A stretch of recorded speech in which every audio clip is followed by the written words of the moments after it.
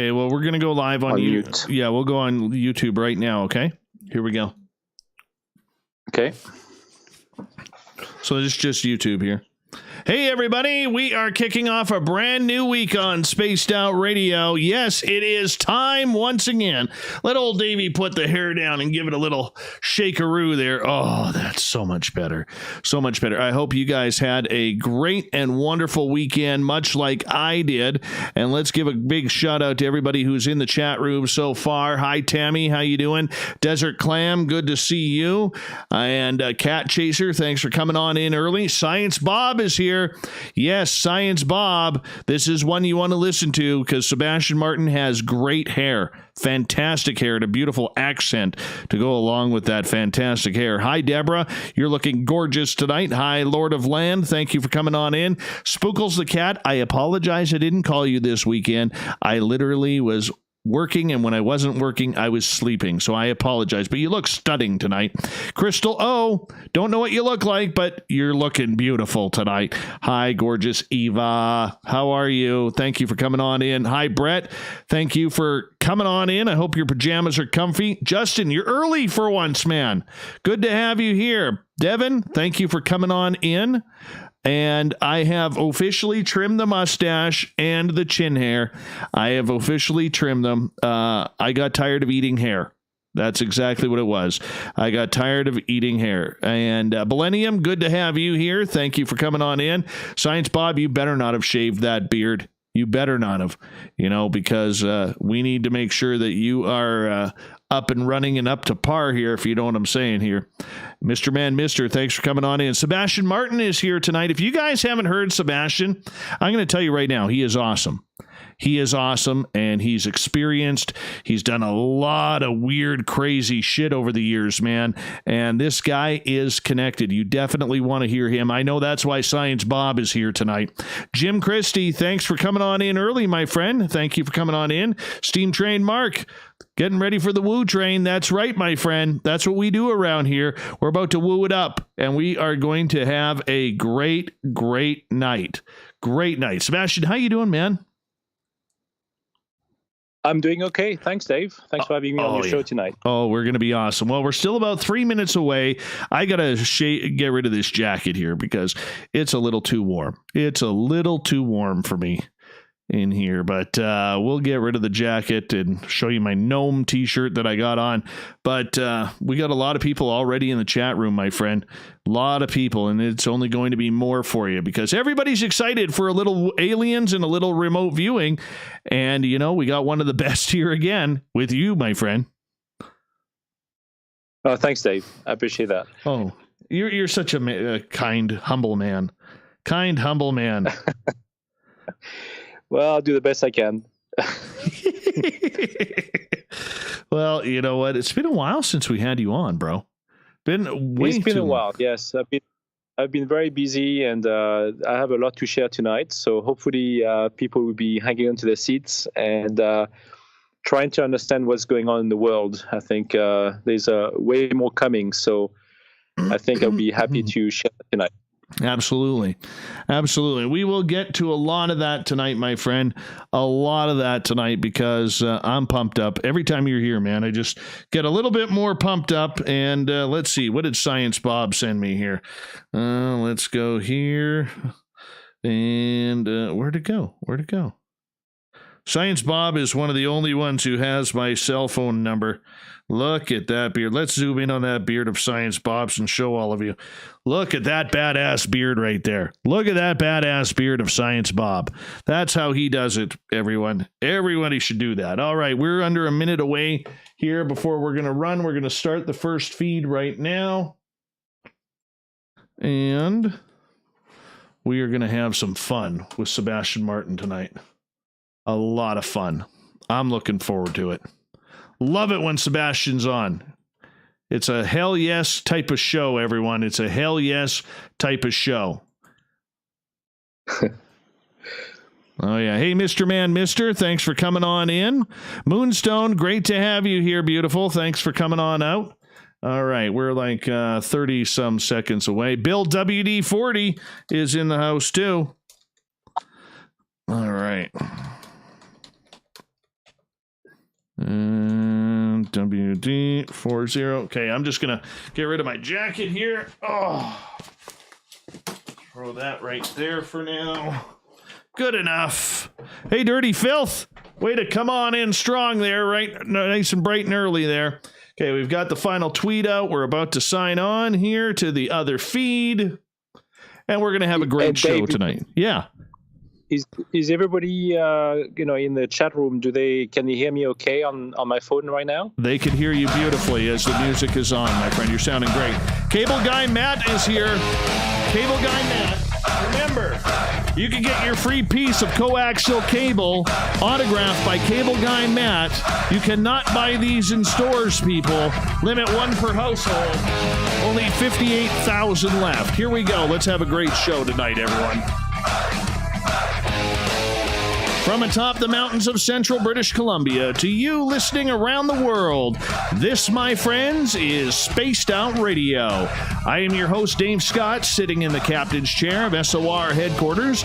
We welcome you to tonight's show on our terrestrial affiliates across North America and digitally on TalkStream Live and Revolution Radio. If you want to take a listen to our archives, they are free at youtube.com/Spaced Out Radio. Just do me the favor, hit that subscribe button. Follow me on Twitter at Spaced Out Radio for the show and my personal handle at Dave Scott SOR. Our website is spacedoutradio.com, where we have a plethora of features for you, including rocking out to Bumblefoot and reading up on Captain Shirk's SOR, Newswire, and much more. Tonight's show is brought to you by Chive Charities. Help make the world 10% happier by visiting Chive Charities today. You can find them on our website. Back in November of 2011, Sebastien Martin had a close encounter of the fifth kind, with a stellar being living in the fifth dimensional reality. Right in his living room, he had communications with this being and the rest of his star family ever since, receiving frequent and powerful downloads, all aimed to raise our consciousness and change our vibration. This one is kind of the disturbing experience that forced Sebastien to resort to his services of a hypnotherapist to help him with his anxiety arising from this life-changing encounter, as well as prophetic visions he has had since a child. Since his initial contact, Sebastien has developed new faculties, working with organizations in the field of remote viewing, which led him to discover an agenda larger than he anticipated, involving Men in Black, the secret space program, as well as an understanding of old technologies discovered on Earth, such as Stargates and portals. Then at the bottom of hour number 3, I will bring you the SOR Newswire, brought to you by Paranoia Magazine. Mr. Sebastien Martin, it's always a pleasure to have you here on the show, my good friend. How are you? I'm doing okay. Thanks, Dave. I got to ask you, reading your intro, when I was typing it out, the one thing that kind of trips me out, my friend, is you and I are relatively close in the same age. I'm a little older and you're better looking. I mean, let's just be honest here.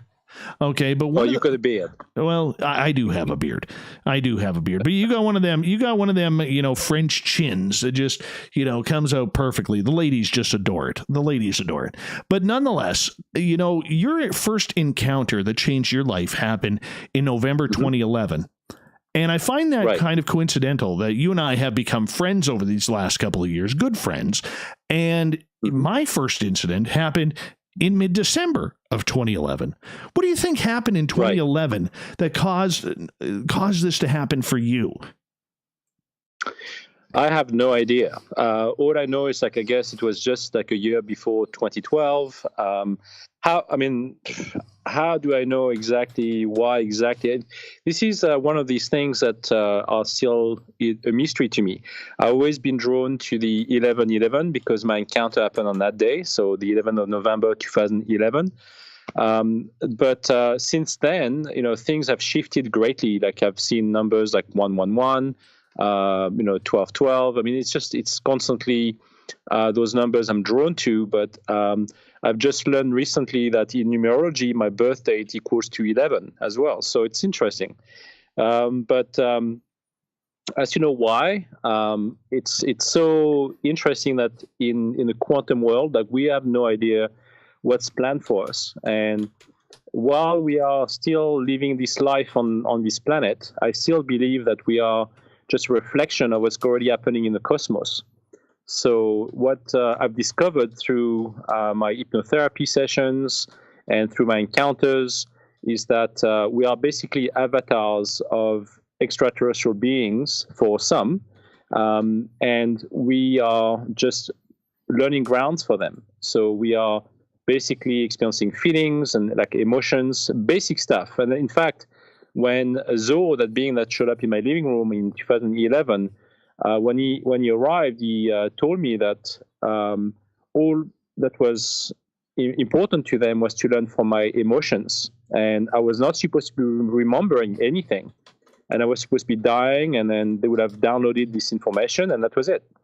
Unfortunately, I've learned more than that, and somehow this interaction caused my psyche to just develop in a more intense way, and I've been doing that ever since.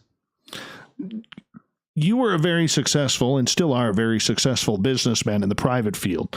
And you were somebody who has lived the high life. You've danced with millionaires, hung out with billionaires, smoked cigars with some of the most popular people in the world. And yet here you are going down a rabbit hole that you never expected to happen. How did this change your life from where you were and what you strive to be from a young man throughout your business career to where you are now, comparatively to the life you live now? Well, it is certainly a big change. I mean, obviously, before my encounter, I could not even come close to the programs like yours or be interested in UFOs. I had zero interest in that field whatsoever.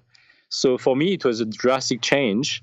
And when it became more pronounced and I had to talk about my experiences and go on radio shows and these sort of things, I approached our CEO of the company at the time, because I sold the business in 2014 and I remained a director and I became chairman of the board for 2 years.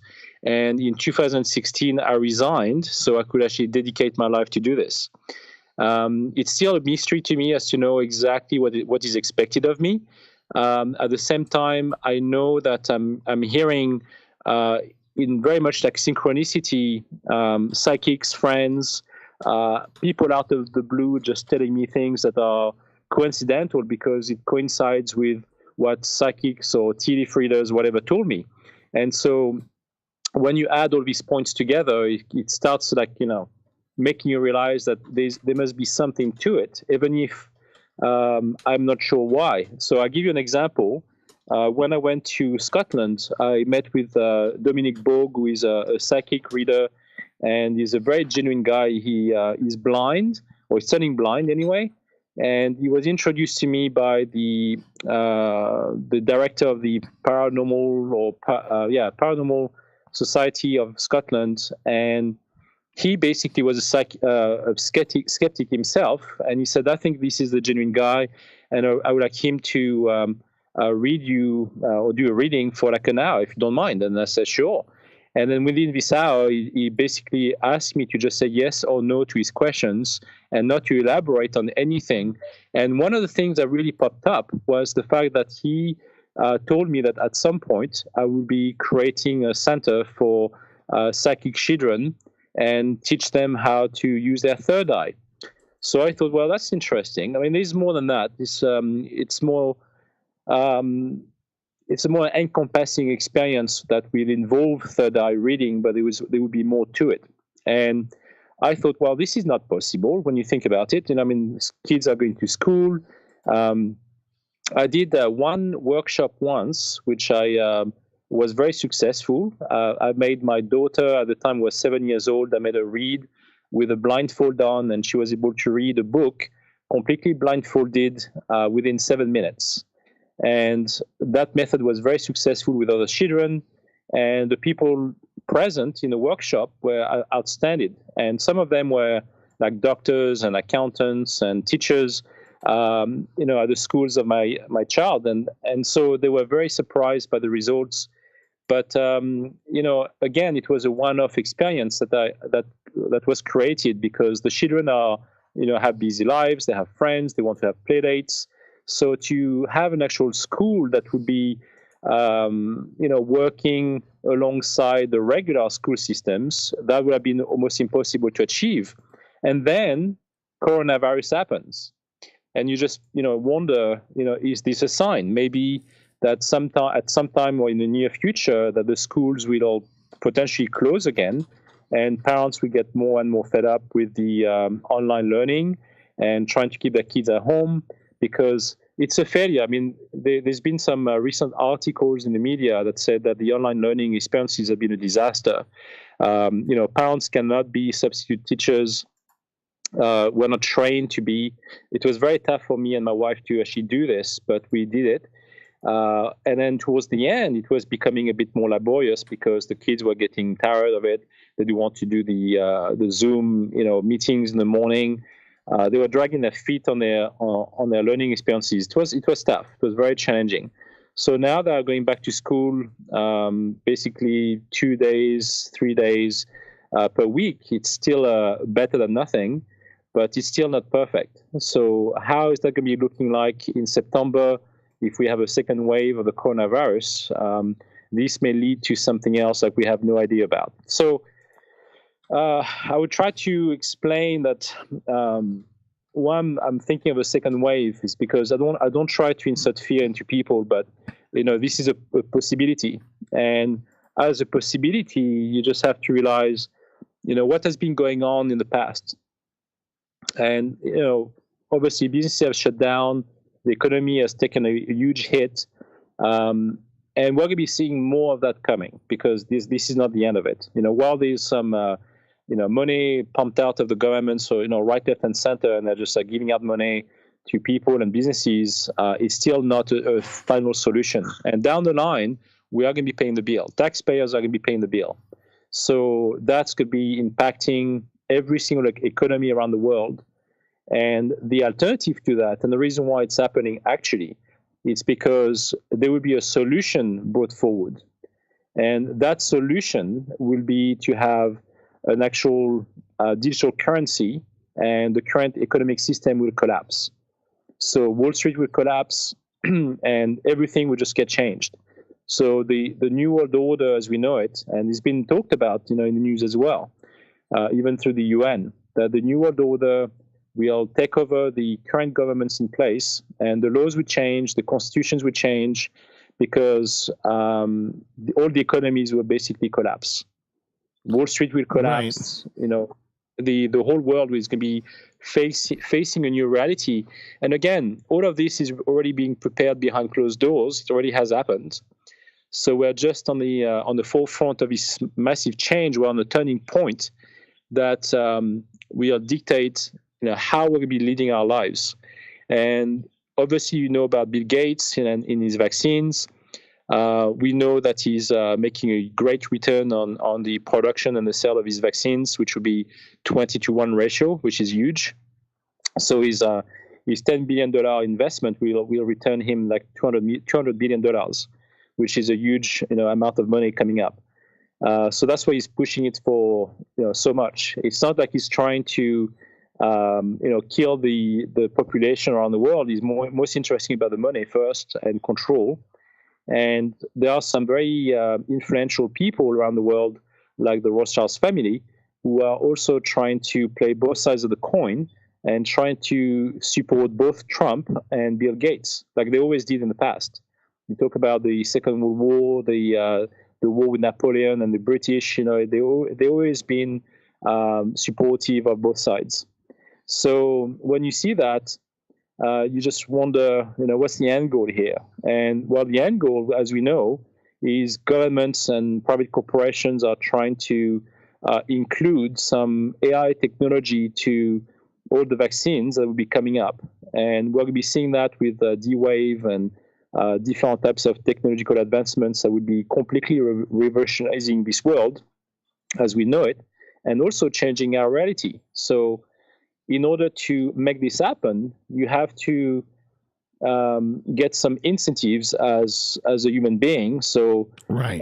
It's always driven by entertainment and what pleases us, because we are creatures of comfort.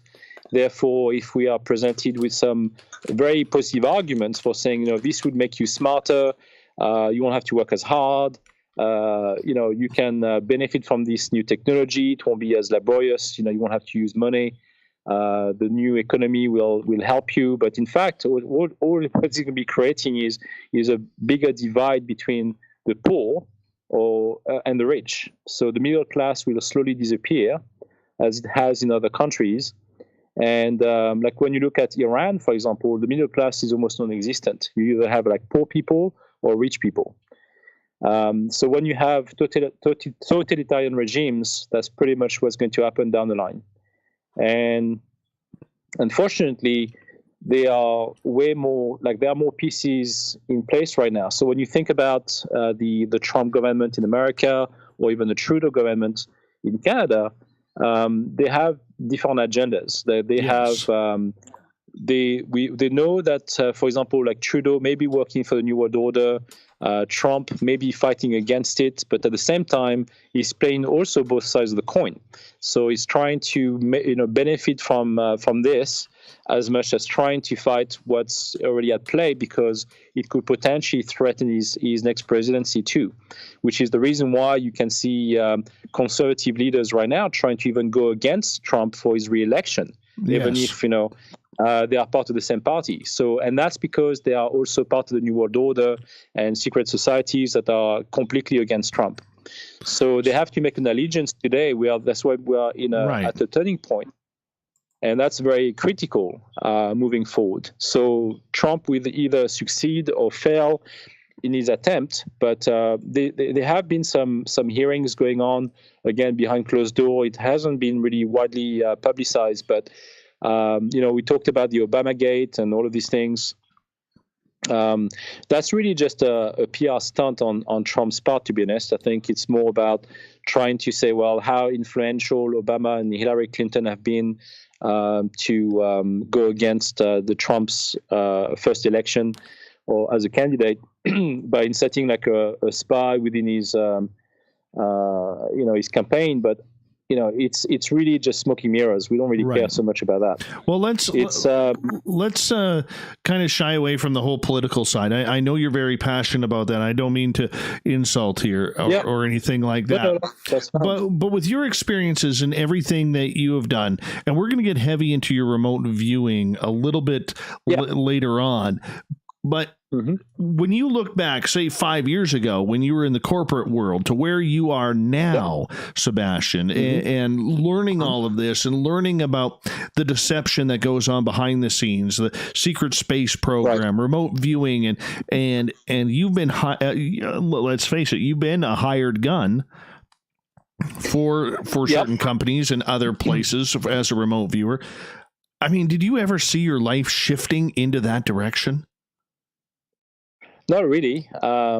No. I mean, basically, it just unfolded that way. And I just got a knack for it. And people just contacted me for my skills because they were just curious. And it's always about, let's test you and let's do this and let's do that. And so I was like playing along. And, eventually it became a bit worrying because, when you start being involved in certain missions that are political, and when you have people's lives at risks and you have multiple governments involved, it's dangerous. And I basically eclipsed myself from that at some point because I thought, this is becoming too wild and too much. And I was getting a bit worried and I had anxiety around that. And you may not be aware of that, but I did at some point, and I decided to stop doing it and remove myself from this world and just focusing on helping friends and doing things like that or the corporate world to do remote viewing. And that was as good and with less risk. Definite less risk. Yes, exactly. So I basically I didn't want to have my name on the payroll. And especially when my life got threatened in Egypt at some point, and I thought, when I was told that I was not allowed to fly to Egypt and that if I went there, I would have been kidnapped at the airport and never seen again, I thought, well, that's going to be changing my life forever. So I'm not going to be doing that again. And that's what happened. I decided to, take a break from the whole thing and remain anonymous, I guess, in that sense. Do you regret going that heavily into the field? No, I mean, because I kind of help people, and some of these people became great friends, and I've learned a great deal from them as well. So I don't regret it. It saved lives, like thousands of lives at some point. So I don't regret any of that. But again, it's just like, you save lives on one end, and then you have other people dying on the other. So you never know what goes on behind closed doors. And I was not really privy to the details of the remote viewing specs, because they like to compartmentalize all of the missions when that happens. So you're not allowed to know everything for safety reasons, because of the Stargate program being shut down officially. When the remote viewing program was set up, when the Washington Post and New York Times wrote about it years ago, and that got shut down, they decided to compartmentalize the program, so the remote viewers would be, kind of in their own corner and not really talking to anyone else. Sebastien Martin is our guest tonight on Spaced Out Radio. We got 2.5 minutes before we have to go to break at the bottom of the hour. Sebastien, everything has a political tie to it. It doesn't matter what it is, and you've been able to establish that. Are you surprised at what politicians know and don't know about what's really going on behind the scenes? Yeah, I don't think the politicians know much behind the scenes, to be honest. I think there are closed groups, and there are agencies that are mostly like shadow governments. You have a lot of different agencies that are private corporations, mostly, with backed up by some like dark money, or some of them make their own money through different type of trades, by selling gold or selling cocaine or whatever it is. I mean, that the CIA was heavily involved in the drug trade, at some point. So in order to create dark budgets, that money cannot come from the Senate. It has to come from different sources. So they have to generate their own funding, and that's how it's happening all over the world. They have different organizations to make the money, and they have like Ponzi schemes, and they have different ways of making huge amount of money to create those organizations. Mm-hmm. So does the average politician who's elected know what's even going on? Do they have a clue? No, I have no idea. It's kind of strange, don't you think? Not really. I mean, elected officials last for so long. So what's the point of educating them on something that doesn't last very long? True. When the program has been going on for years on end. Well, that makes sense. Is it that simple of an answer, though? Because, I mean, there are certain politicians out there who seem to last forever. Like who? Well, take, Ted Kennedy. Okay. John McCain, before his passing. Yes. Okay. Yeah. I mean, some of these people might, again, they were specializing in certain things, but politically speaking, they were not. They didn't have the credentials enough to learn about what's going on behind closed doors. They would have been too. Because they still have to, talk to their constituents, and a leak could have easily happened. So that's the reason why this is not shared with anybody. Right. On that note, I'm going to get you to hold on right there. Sebastien Martin is our guest tonight. We're going to get into remote viewing, what it's like. What should we do? Can you do it? Can I do it? Can any of us do it? We'll find out next on Spaced Out Radio. All right, brother, we're clear. That's a quick half hour there, man. Quick half hour there. It was. Well, it always flies by. Where are we going? Where are we going? That's where'd he go? Where'd who go? That's the way it is. Hey, Greco, good to have you here. Oh yeah, we're for half hour in, we already got 75 people viewing on YouTube. That's kind of cool. Very nice. Oh, they love your French accent.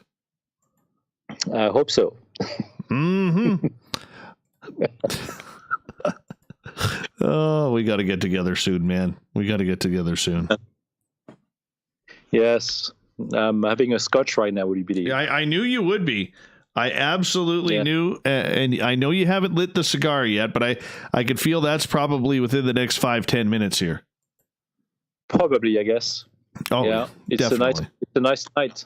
How is it at your place? Is it nice weather? Oh, it has been. You know what? We had the last couple of days, we had some horrible, horrible rainstorms and hailstorms, and it literally, you know, it took the temperature and it's dropped the temperature by about 5-6 degrees. Like, it is chilly out right now. Right. It's not that cold here. But once again, I'm in the Cowichan Valley, so that means the warm valley in the First Nations language. Oh, yes. So it's not that bad. Yeah, you got aliens over there, though, and sea monsters. We do. We do have aliens in the Cowichan Valley. I know you do. And Bigfoot, Sasquatch. Lots of Sasquatches here. Yes. That I do know. I heard lots of stories about that, you know, in the area. It's, you know, like Lake Cowichan has a lot of Sasquatches. Yes. The First Nations were not allowed to establish camp over there because they used to call it the Forbidden Land because that was a Sasquatch country. Right. I think I heard that once before in that area. Yeah? Okay. Yeah. Yeah. Yeah, I've met a lot of elders who actually told me their first encounters, like when they had an encounter with a Sasquatch while they were fishing salmon. And they could see the Sasquatch coming across the river to steal their fish. And it was like many, like worse than a dog. That's how they could describe it. But they're very superstitious towards them too. Yes. Same as... They respect them. Yeah. Yeah. They respect them and protect them. Yep. Yeah, same as over here in the Chilliwack, Fraser Valley area as well. Marie is asking, where is he? He's on Vancouver Island in a town called Duncan. That's correct. Kind of about a third up the island. So if you take Victoria as the starter, he's about a third of the way up. It's a very magical place. Yes. Home of Granger Taylor. Yes, that's correct. That is correct. Mm-hmm. It attracts a lot of people from the New Age movement. It could be like the next Sedona. It definitely has a lot of vortexes, young vortexes, and a lot of portals. I've been speaking to people around the world, and they had visions and dreams about, you know, this area, and it's just an amazing place to be. It is nice. Lots of mountains around there too. Yes. Yeah. Mm-hmm. Right. So, yeah, there's more to come. But you know, I just met a guy lately who was actually part of MUFON and Canada, and he lives in Duncan, and he was ex-military, and he just told me that there were a lot of UFO sightings in Duncan, that he's been seeing them a lot, and he definitely believes that there are some darker times coming, but he's prepared. Like, he knows, like, the light will win. You know, he was going on about all of this, but he was actually looking forward to a change. And what was interesting though is that I may keep that for the online radio there, but I could repeat it. But he mentioned to me that when Zoe showed up in my living room, he introduced himself as being part of the Galactic Alliance. And these guys said that the Galactic Alliance is the real deal, while some other people have been talking about the Galactic Federation and all of that. And he said, this is all gimmicks. It's not the genuine things. He thinks that there are some different agendas, because I didn't know anything about the Galactic Federation. There are some groups out there that talk about that. But the Galactic Alliance to me meant nothing whatsoever. When he mentioned that to me in 2011, I said, well, I don't know what that means. So it seems to be a thing, I guess. Maybe, more people had that experience or heard it. It's all very possible. Because for me, I'd never heard it before. I never knew what this was. and it was very interesting to hear those people just mentioning it. Yeah, I bet that's a little weird and eerie, man. Weird and eerie. Yeah. So there might be some more agendas at play, but what I know is, and I would discuss that further to do with remote viewing, because it's something that was very interesting to know. I talked to you before about the avatars and what kind of role we play on this planet. And I think there's more to come. And I remote viewed myself in the near future, and that was actually a very interesting scenario. Oh, hold on to that thought, because we're going to be back in about 20 seconds here. Hey, I want to say a big thank you to Grendel for kicking off the super chat this week. $2. That's awesome. Thank you so much for doing that. Grendel, you're way too kind to me. Way too kind. And if you notice, I did have a little bit of a shave. I got rid of the soul patch on the goatee, and I got rid of the mustache. I couldn't handle chewing on facial hair anymore, so I figured, you know what? Get rid of it. Got the beard going. I'm looking handsome as ever right now. So let's just run with it. Second half hour of the show coming on up right now, people. Let's have some fun. Music's on. Don't forget to give us a thumbs up as well if you don't mind. Welcome back to the second half hour of Spaced Out Radio tonight. I am your host, Dave Scott, sitting in the captain's chair of SOR headquarters. Great to have each and every one of you with us tonight. Hey, I want to remind you that if you miss portions of this show or others, do me a favor, hit that subscribe button on our YouTube channel, because all of our archives are free there. Ring that little bell thing too. I don't know what that is, because I'm not really a YouTube guy, but apparently there's a bell there. You got to hit that to let you know when new shows pop up. All right. Our website, spacedoutradio.com, where we have a plethora of features for you, including rocking out to Bumblefoot and reading up on Captain Shirk's SOR Newswire, and follow us on Twitter at Spaced Out Radio for the show, and my personal handle at Dave Scott SOR. We're talking with Sebastien Martin tonight. We're going to get deep into remote viewing right now as we bring Sebastien back. Sebastien, you have done so much remote viewing, both for private companies, for yourself, for individuals who have had ET contact. You've run the gamut with it. For people who may not understand what it is, what's your definition of it? Well, I mean, the official definition of controlled remote viewing is something that was obviously created by, I believe, the Monroe Institute and the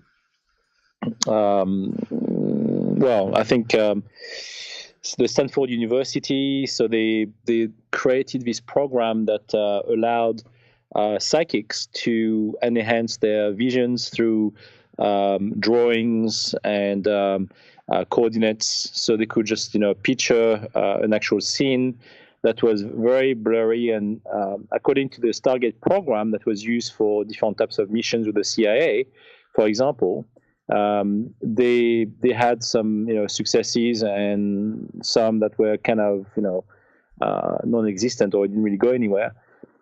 So it was not reliable or deemed reliable, but I guess the ones that were fairly successful and were fairly outstanding. So at the same time, what I'm experiencing, and again, when I first started experiencing remote viewing, it's something that I started developing when I practiced meditation.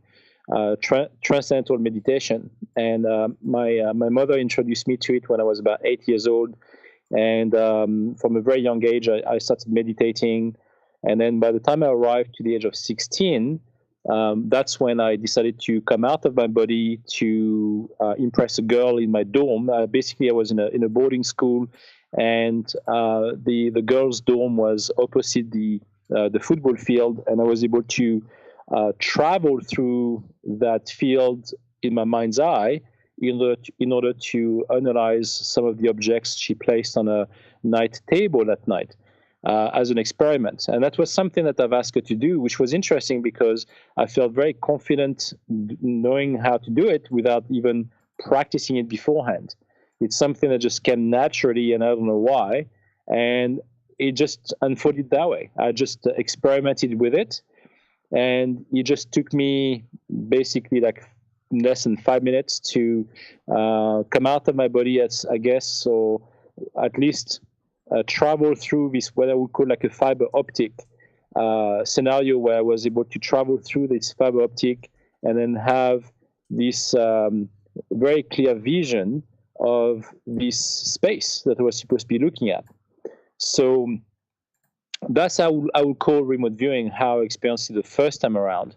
Nowadays, I don't have that feeling, because what happened this time kind of scared me, because when I tried it, I saw the objects come back into my body, and I was out of breath, I was sweating profusely, and I was rigid, like I could not move.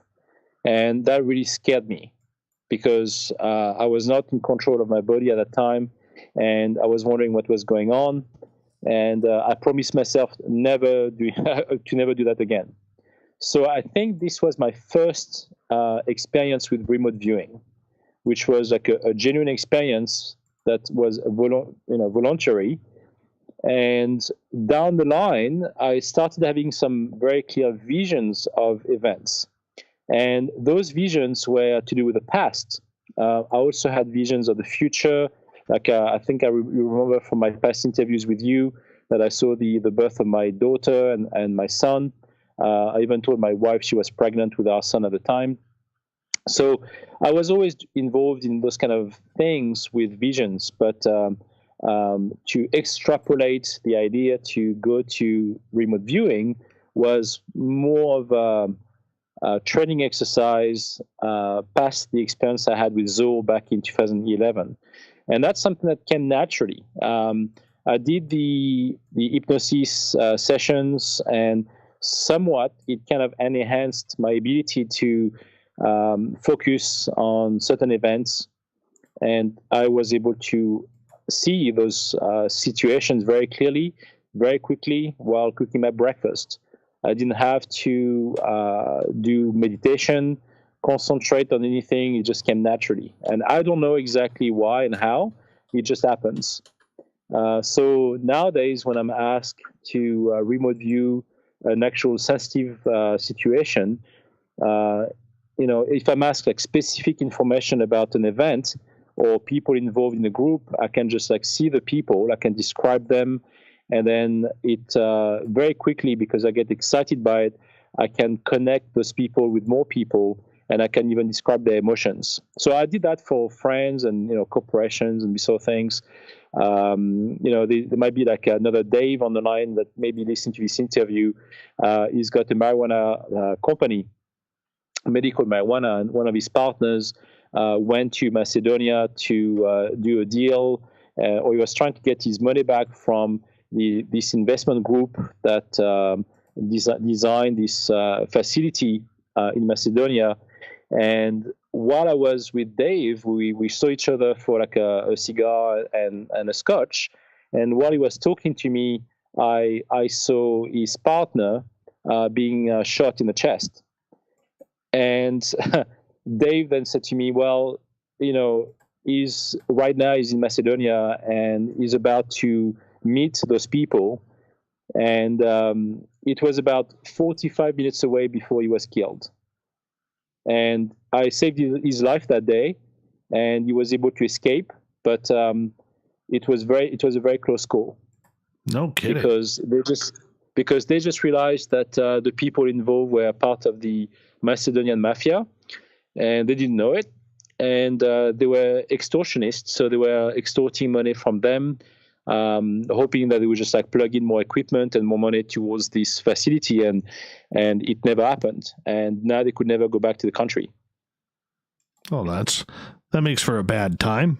Totally makes for a bad time. But so what happened was when Dave contacted his partner, he was in his hotel bedroom. He just arrived. He's supposed to be picked up by his lawyer. And when I saw the event of him being shot in the chest, I saw the lawyer and described him. And so Dave confirmed all of these details with me.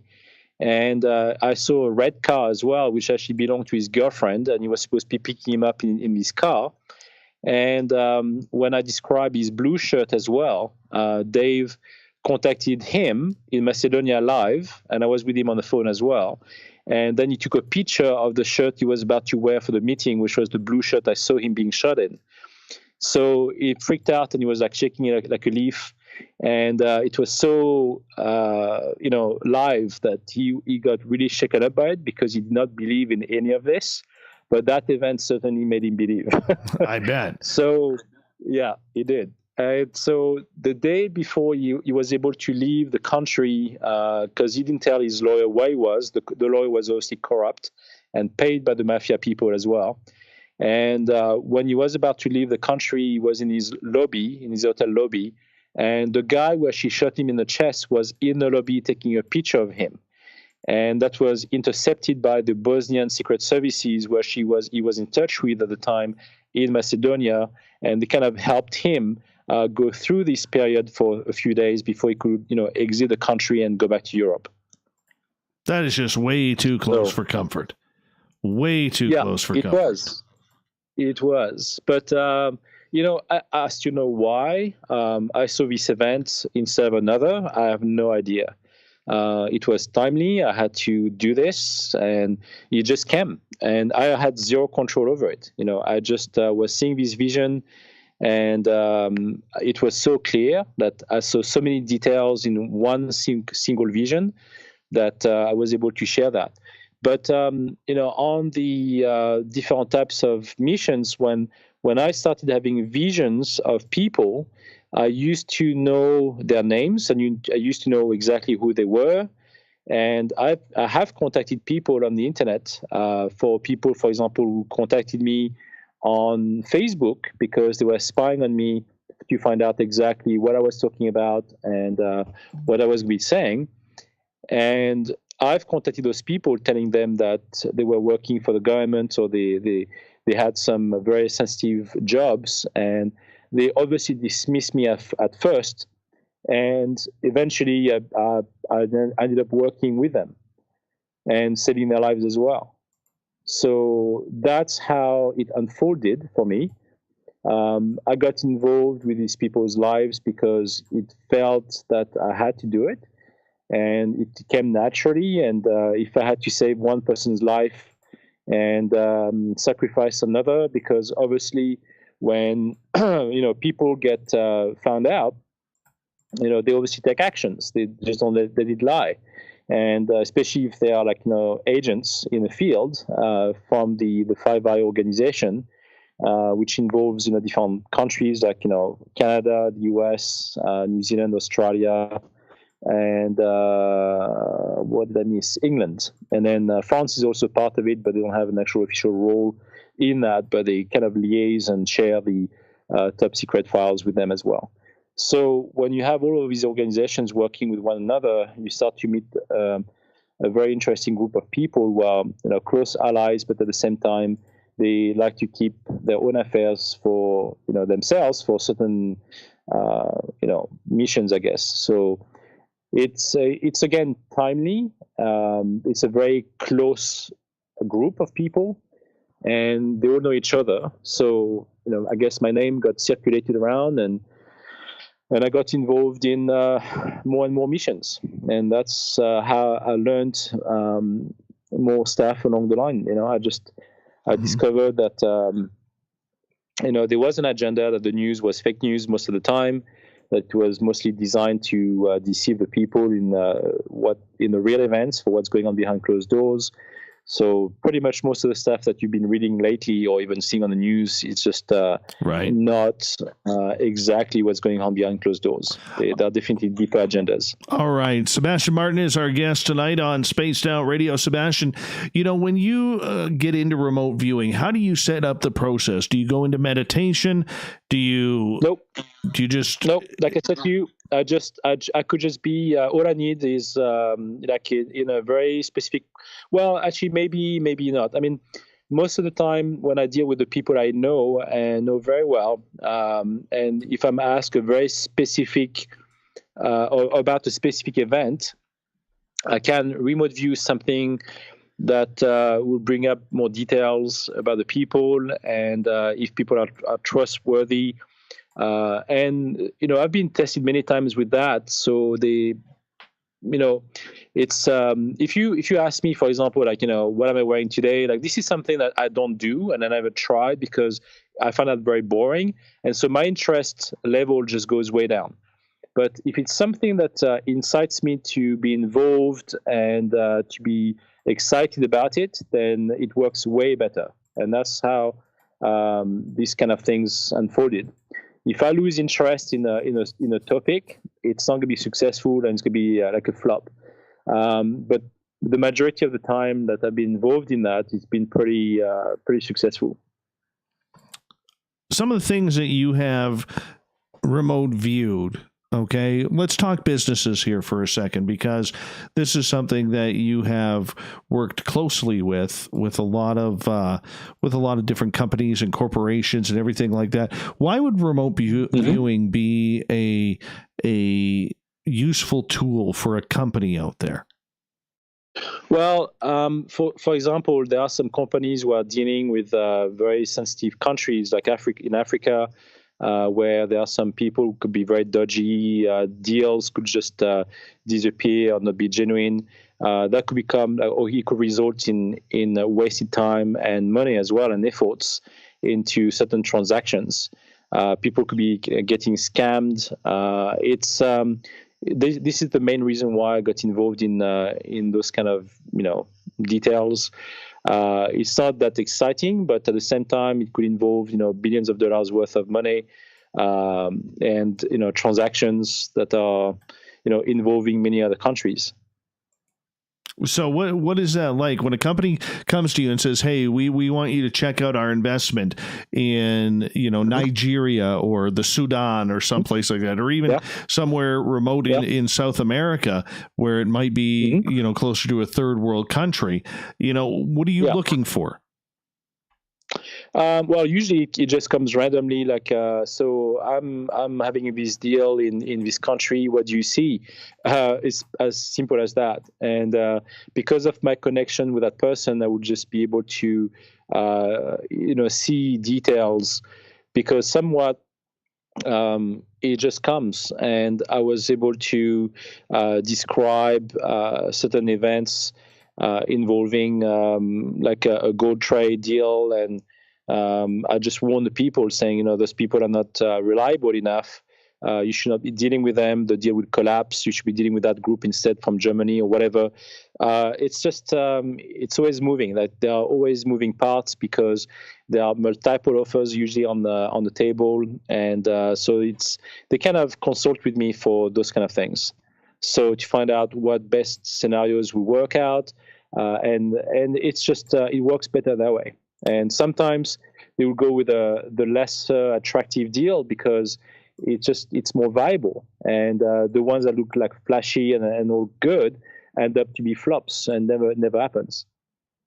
So what kind of businesses would these be? I know you can't be specific to the corporations who have hired you, but I'm thinking, if I'm looking at this, oil companies, diamond companies, big name companies like that.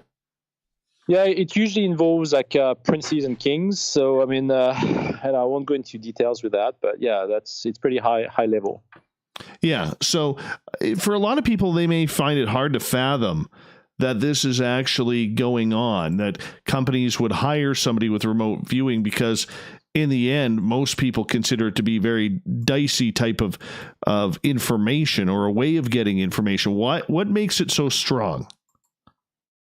Well, I mean, like when you think about the Middle East, for example, the people over there, like when the crisis and the coronavirus happened, when you've just first started, the first thing they talked about was the New World Order. It was on everybody's lips over there right away. Like, they already knew this was the agenda. So they are definitely more into the conspiracy theories. In those countries, they have what's called the jinn. So they do believe in karma as well, and the black eye, or whatever, like dark eyes, whatever it's called. They believe in that. So I guess they are very superstitious, and they pay attention to these kind of details. It's very important to them. Right. So when you are looking into a situation, what are you looking for? The climate, the violence around the area, the political standard. What are you looking for? No, I don't even get involved in the politics of things. I just basically zoom directly onto the people involved in the deals, and within those countries. And I usually find out those countries myself. I'm not even told which countries are involved. I mean, there was a deal where there was an Indian accountant who was a silent partner with a British woman involved. There were some Saudi Arabian people as well involved in the same group for one transaction. And it was all happening in Dubai, and I mean, all of that just was. It's very random, but it's all connected. So I can link those people in one session, usually within the first few minutes. How do you learn to trust the information, though? I just do. It seems right. And, if you second guess yourself, that's when it goes sideways. So what I've learned is I just let the information flow. And by focusing on what comes, I'm able to visualize the information and elaborate on it. Because somehow it's like a piece of a puzzle, and I can just connect those pieces together. It just it could look like random, but it's just like one piece falls after the other, and that's how it happens for me. And when I get more involved and I spend more time on it, that's when I can connect to the actual emotions of the people. I can basically just be visualizing those people and seeing the interactions and also the agenda. So there's a lot going on. So when you say agenda, because you've used that a couple of times, what do you mean by agenda? Yeah. What are you looking for? What's setting this apart from others? Well, I mean, everybody has an agenda. I mean, they have different thought systems. Like if they say, we want to be doing this deal with you, but in the back of their minds, they just work secretly with another group for finalizing this deal. So by me looking into that, I can detect that they are working on a different front. So that's what I would call a different agenda. It's not like a dark agenda for government conspiracy theory. It's just like a basic agenda like most people have. They always find just like an escape route for a deal if it doesn't plan out the way they want it. And also it's when it involves money, they like to play different people. So it plays on emotions. Like when you buy a house or you look for a house to buy, the real estate agent will tell you, there are some other people looking for this house and they're very interested. So make an offer now, otherwise it might disappear. It's the same thing. It's just sales. Okay. So as we got about a minute here to go before the break, is this something that has always kind of come naturally to you, or did you have to learn it? No, I never learned it. I guess I perfected it. But no, I never learned it. It's something that just comes naturally. I know that some remote viewers or control remote viewers have done it for basic situations. Like, what's the symbol, or, I've got an image here that's like the Peace Arch or whatever it is, like the Eiffel Tower, like a monument, and they just have to remote view that. I would find that extremely boring and usually probably would not be very successful with that. But when it concerns like a live situation, this is my forte. That's what I excel at, or something that connects an event from like the past or the future, and I can link all of these events together. Sometimes, many years could elapse, and I will be able to connect the dots. All right, my friend, you hold on right there, because we're going to go to break here at the top of the hour. Sebastien Martin comes in. We're talking remote viewing. We're getting into some aliens. We'll get into UFOs, a little bit of conspiracy about that. And, just for a little bit of garnish, we'll get into how remote viewing works with ET contact. More on Spaced Out Radio in Hour 2 coming up next. That's a good first hour, man. Solid first hour. Great. Excellent. Yeah. I'm just going to run my dogs outside. I'll be right back, okay? Okay, sounds good. All right. Be right back, YouTube.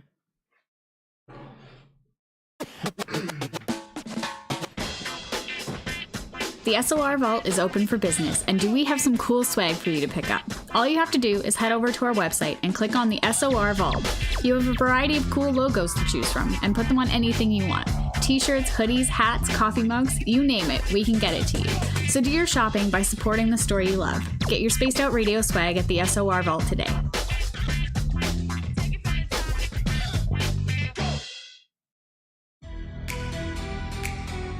Are you an experiencer of something strange that can't be explained? Do you want help finding out what's going on? I'm Ryan Stacy, head of the Experiencer Support Association, otherwise known as TESSA. We've teamed up with Spaced Out Radio to investigate cases filled out in the SOR Sightlines report. We are independent and there's no cost to what we do. All we need is your experience.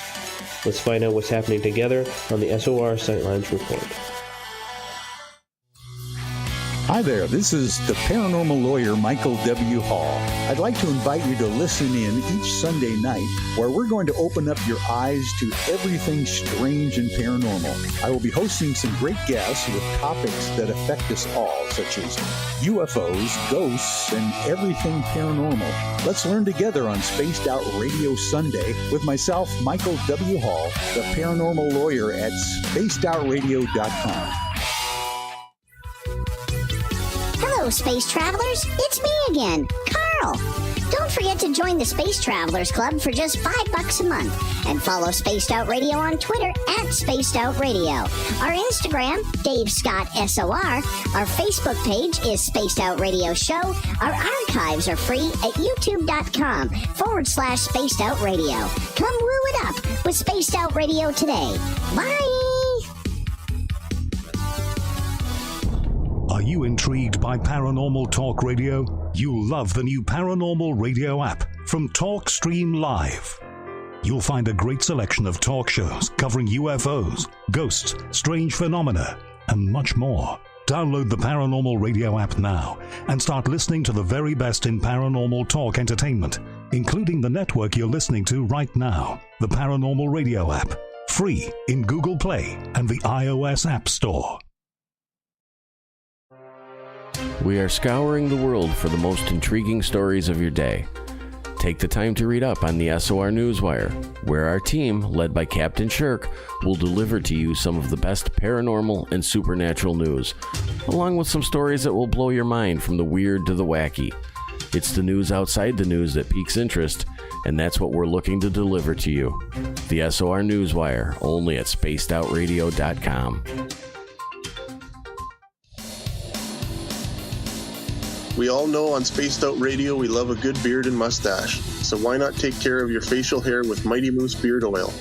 Made in Canada, we're taking care of beards and stashes around the world.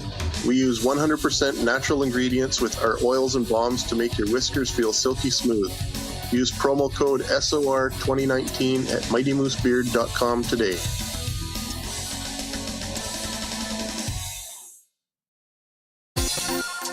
For the price of 1 cup of coffee a month, you can become an SOR Space Traveler. The Space Travelers Club is a place where you can interact with other listeners, either live during the show or on our great forum. We want your stories, pictures, comments, and ideas. You'll get live video streams, exclusive content, and be a part of our newsletter. Stay in touch with everything SOR. The Space Travelers Club is just $5 a month at spacedoutradio.com. Hi, this is Amber Beckrud, and I want to invite you to subscribe to our YouTube channel where we store all of the SOR show archives for free. And as an added bonus, every 2 weeks I'm posting... back. Love it at this time of year. Still daylight out here, man. Still daylight. Hey, Lee, good to have you here. Thank you for coming on out. Hello, HL. What's happening? What's happening? Who else did we miss? Anybody else new? Come on in. Let's see here.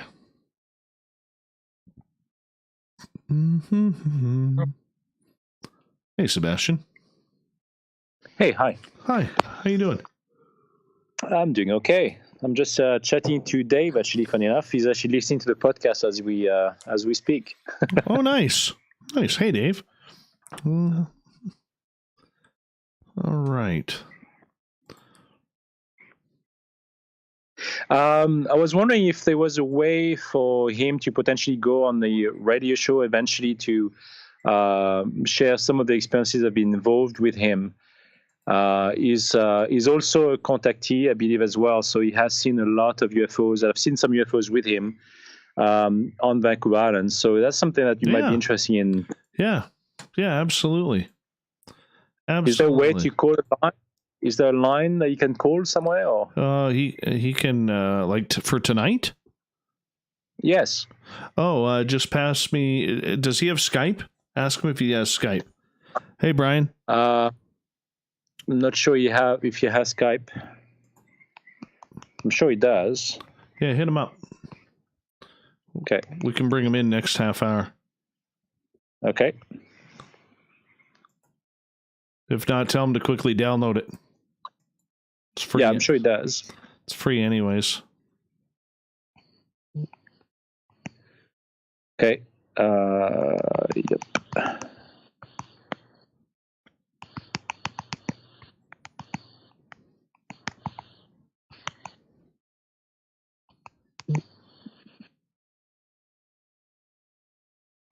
He says he's got allergies, so he can't actually really talk very much. Then we'll save him for another time. How about that? That's okay. That's fine. Yeah. We'll save him for another time. Hey, Brutus, thanks for coming on in, man. Don't forget to give us a thumbs up if you don't mind. Thank you to Science Bob and Grendel for the super chats. A great way to support this show is to join our Space Travelers Club for $5 a month, and to also do a little shopping at the SOR Vault. We would greatly appreciate that. Also, our archives are free, so make sure you hit that subscribe button and check out our archives. There we go. Nice and simple. Nice and simple. So Dave, my friend said that he was listening to the show from your website, and that when I said the word New World Order, it blacked out. He cut out. Yeah, that sometimes happens. Just tell him to hit refresh. Okay. Yeah. Yeah, or to watch on YouTube. Right. All right, here we go, guys. Go. Second hour of Spaced Out Radio is underway tonight. I am your host, Dave Scott, sitting in the captain's chair of SOR headquarters. Thank you so much for tuning us in and letting us be your nighttime entertainment. We welcome back everyone listening in on our terrestrial affiliates across North America and on the digital side on TalkStream Live and Revolution Radio. Remember, you can check out all of our archives for free by youtube.com/Spaced Out Radio. Just do me the favor, hit that subscribe button. The Desert Clam has set the password for tonight in the SOR Space Travelers Club, Estiferous.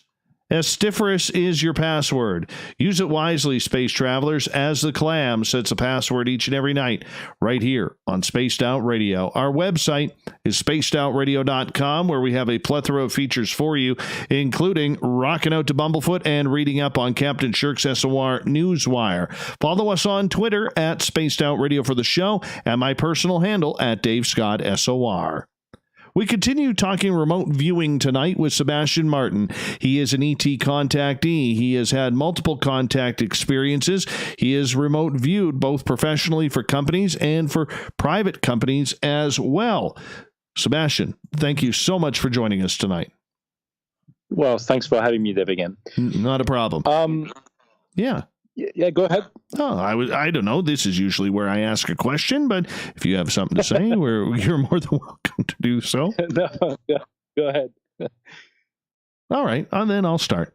How are you, Sebastien? Are you doing okay tonight? No, I'm teasing. All right, let's get right to it. Yeah, I mean, you have had multiple ET contactee experiences since November of 2011. What do you think the extraterrestrials want with you? Well, with me, I believe, like I said to you before, that some of us are major avatars for these ET beings and are learning from us. So I do believe that from what I've seen so far is that we do live within a program. I kind of share that thought with many other people, and I think the quantum physics worlds, that it's all mathematical and calculated, and the synchronicities that we can see sometimes happening, it's not all random. In fact, the experiences that we have on Earth are most likely just an expression of already what's happening in the universe. So it's interesting when you think that, let's say, you have an avatar in a different galaxy, or even within this, in our cosmos, you may you may think that what you do on Earth is part of your life and is random, that you learn day by day what's going on. But I certainly believe, and I think I may have shared that in the past, that we know that we are born and we know we die. So these are like presets. And then whatever happens in between, people say, well, how about the free will then? Well, if it's all calculated, what do we have if we have no choice per se? I said, well, no, we have choice. The choice is what happens between the major milestones in our lives. And so certain milestones are already preset as well. And then whatever we do in between is just part of the learning experience. And that's okay. That makes us kind of free, but we're never really free, because we agreed to volunteer for these kind of missions on this planet. So as a soul being, we might be sentient beings. Our souls cannot be destroyed or swallowed up, even if it can be, but that's a bit more complex, and I won't go there tonight. But if we volunteer to help certain races of aliens out there, it's only for their benefit. But the reason why we don't remember who we are as soul beings is because they create this level of amnesia in our bodies, in our brains, so we don't interrupt their program. Okay. So, and since I had this contact with Zoe, who basically broke that program, and he actually broke the rules by coming over and see me and making me remember.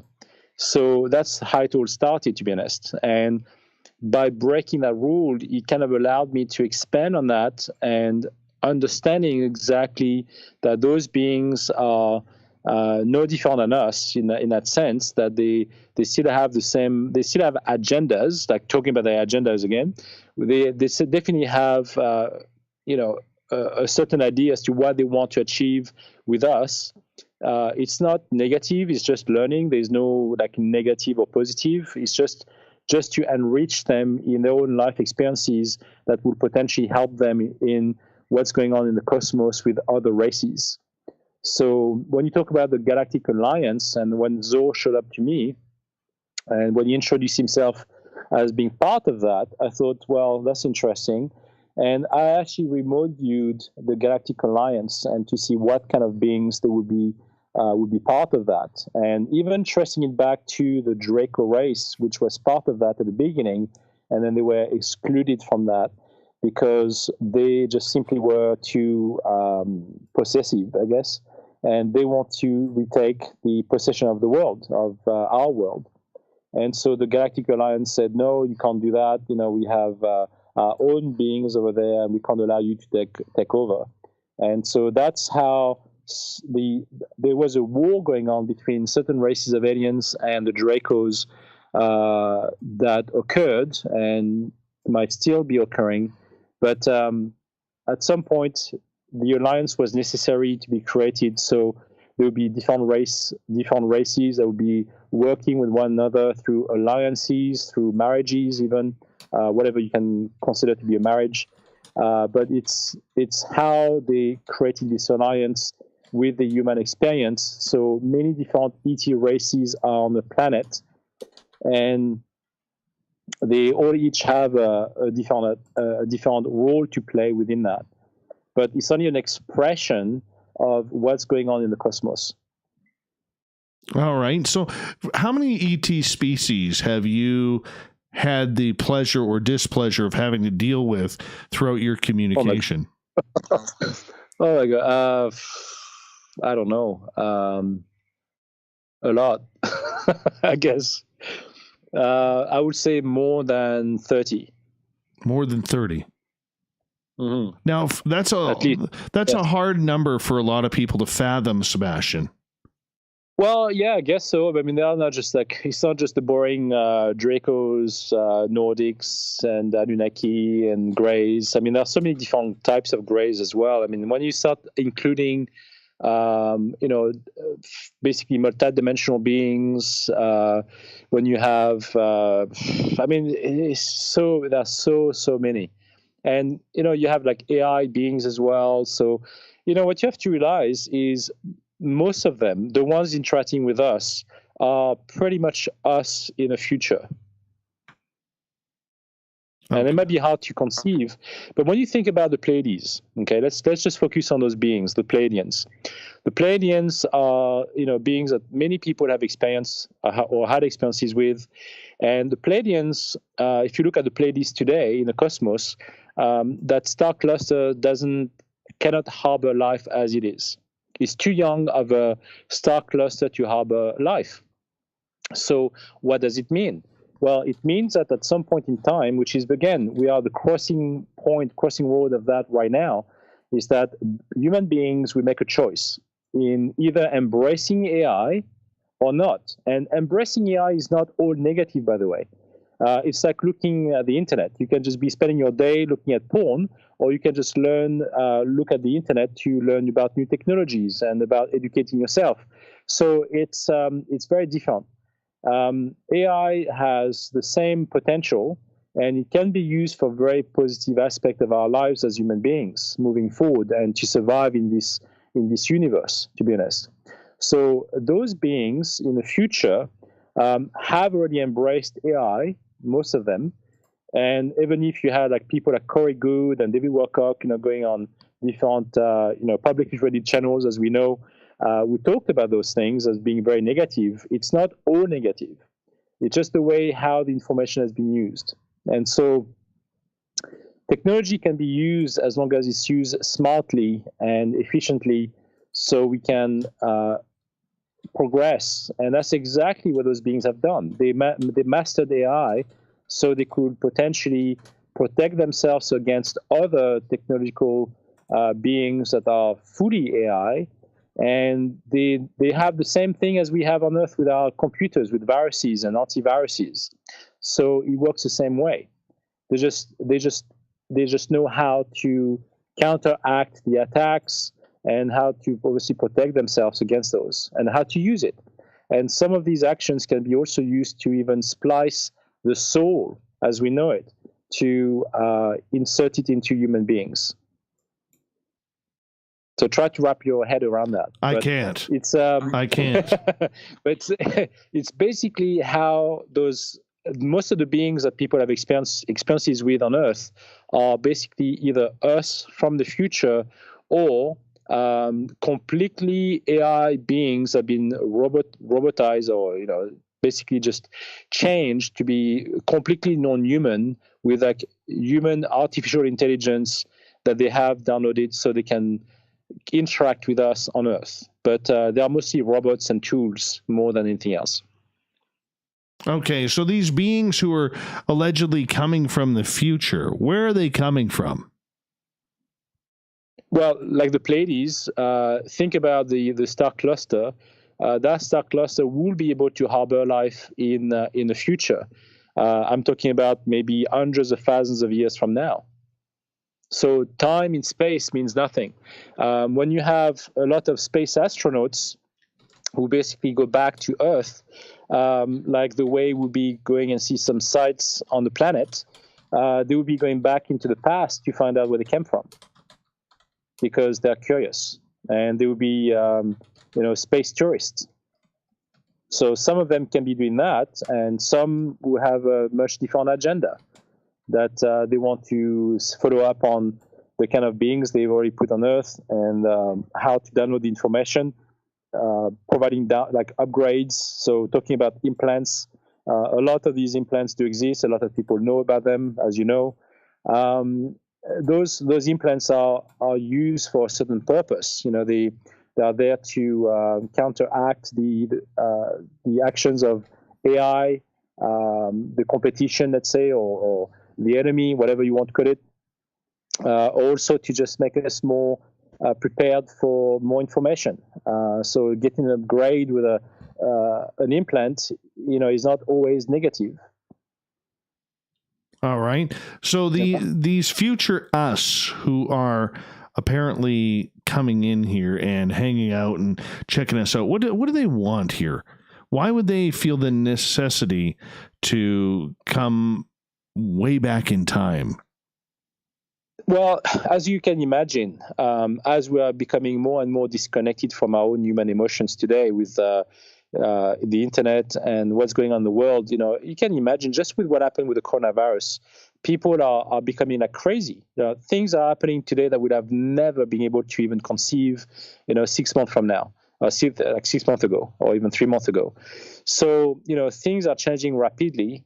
And we're adapting to a total new situation. Like, our kids today are faced with so much more scrutiny about, school systems, and they're becoming more aware, but they are growing up with that. You have to realize that for us, we are adults. We are seeing it, knowing our kind of past. For those kids, they are being raised with that.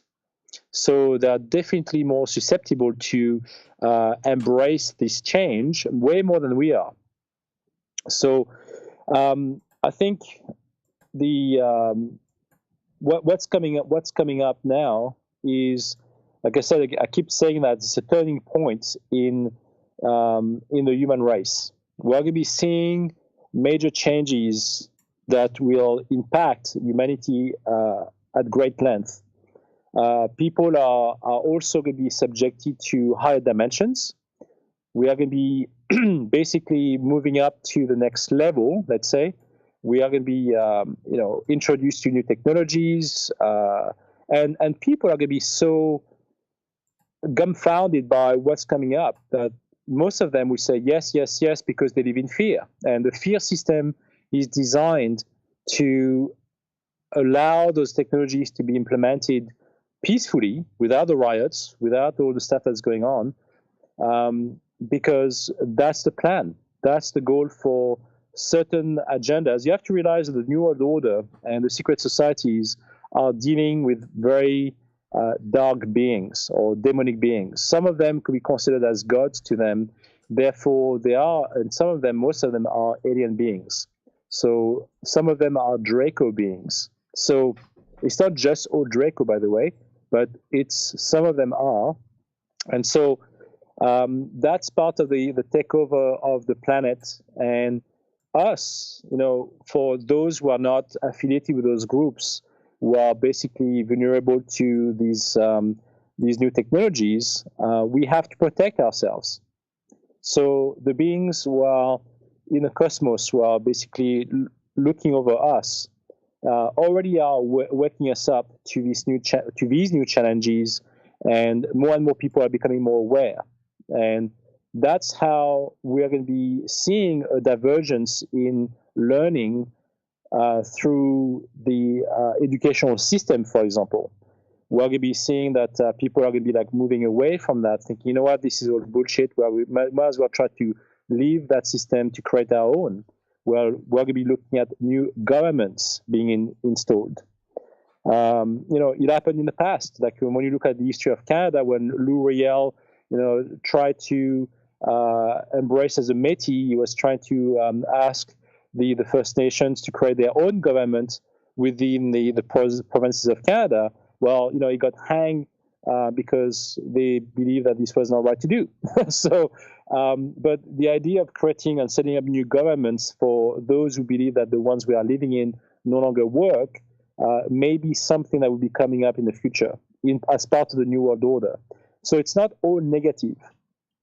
And I see that as a new form of, lifestyle, I guess, because we're going to be subjected to so many different things. We're going to be bombarded with, sanctions and fear-based systems, with what's happening with the military and the change in the constitution and how they can take over your land, with the Emergency Act in Canada and all of that. There's so many things that will happen in the second wave of the coronavirus that we haven't even seen what really is planned out for us. Right. So some people will be deciding to follow the orders and become like pure sheeple, accept the vaccines, accept the implants, and some who won't. And we're going to be seeing those dividing camps, becoming very much real in the near future. All right. Sebastien Martin is our guest tonight on Spaced Out Radio. We have about 4 minutes left here before we got to go to break at the bottom of the hour. Sebastien, the extraterrestrial species that you have had contact from way out there beyond the stars, where are they coming from? What do they want with us? There are so many different types of alien beings, coming out. I mean, there are some from like Alpha Centauri, the Orion Belt. I mean, it's just, the Pleiades. I mean, there are so many things. And again, it's not in space. Time means nothing. So, whoever comes may be coming from different star systems, higher dimensions. It might even be coming from a different planet. It could be coming from the Earth. There are so many beings already here that we are interacting with all the time. That some of them we may not consider to be aliens, but they are. And, those beings were even there long before we were here. So, it's scattered all over the galaxies. I mean, there are so many, it's teeming with life out there, everywhere.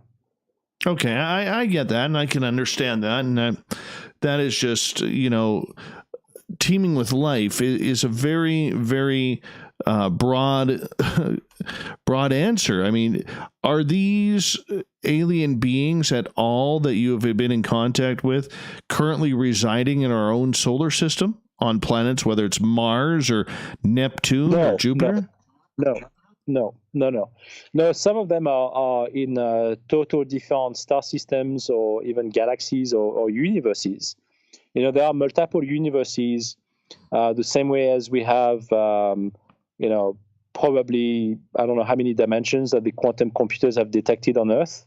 Mm-hmm. But they were like more than 4. I mean, we're looking at probably like 12 or 14 different dimensions on the planet.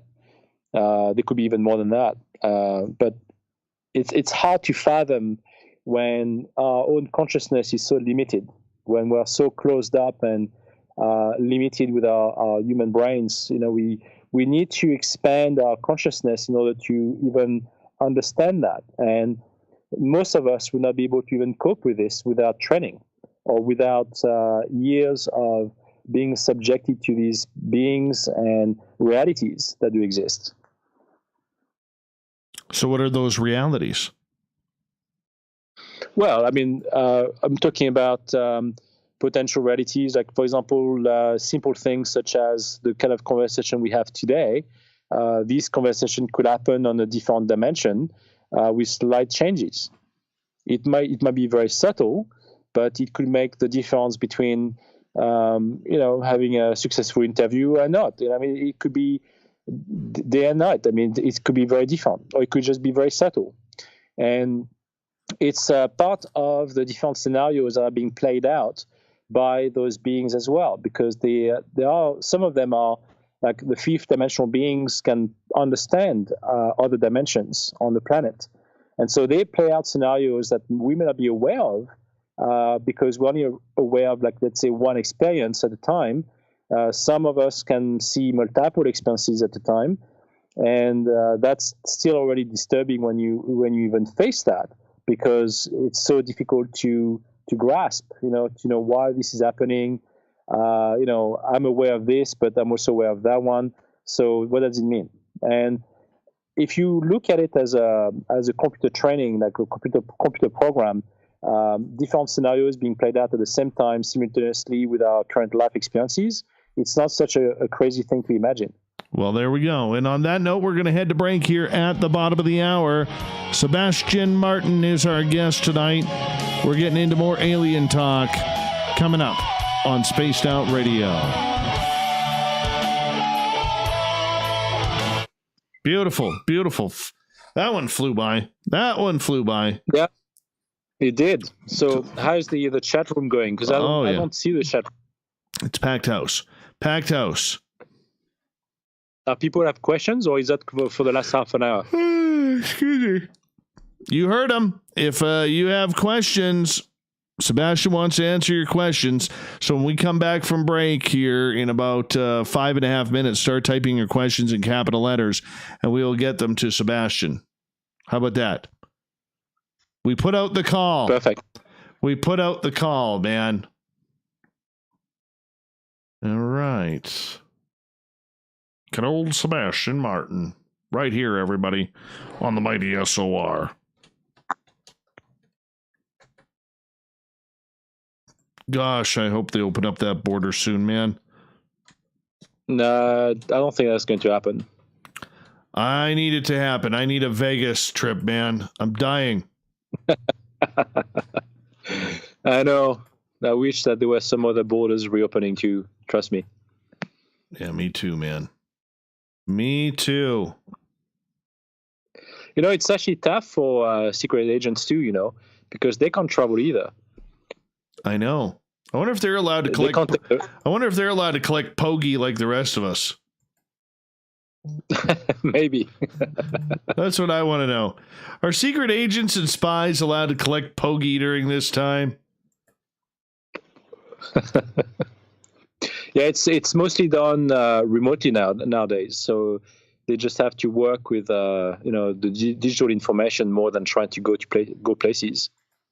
I know, but it's still so much more fun, man. I want to know, do they collect unemployment? Not right now. No, they're fully active. Don't trust me. Nah, no kidding. But I mean, some of them can't receive the money or do the deals that they wish to have, for sure, if they can't travel. Mm-hmm. So it makes things harder, for sure.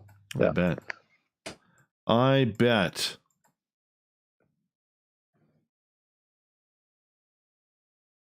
You know, for me, I've got the easy job. You know, I can do things remotely. I don't have to go anywhere. Well, that's because you got one of them special gigs. Yeah, well, you know, I still do some board meetings over the phone, but I don't go to New York anymore. Yeah, that's too bad. I know. But, you know, you make things interesting. Corin's the booking guy. He's like, what is Pogie? It's like your EI checks, your unemployment insurance, or your welfare checks.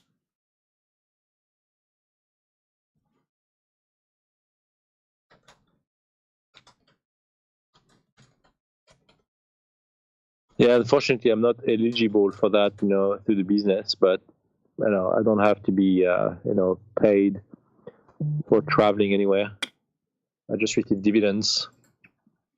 Yes. All on the back of taxpayers. Dirty bastard. Well, you know, funny enough, the company I was involved in, or I'm involved in, has grown by 400% during the coronavirus. Because the people are still want to feel healthy and eat, you know, immune system products. So that's what we provide. So that's, you know, that works out well. Hey, Michael Leger, welcome to the show. Well, we've got 2.5 minutes here before we have to get back on the road. Sorry for the yawning, man. It's usually around this time now. It's starting to hit me. Pleiadian Starseed. I just come in to see Dave and come into the chat for a minute. Ooh, it's all about Dave. What do you think of Dave's shave there, Starseed? What do you think of the shave?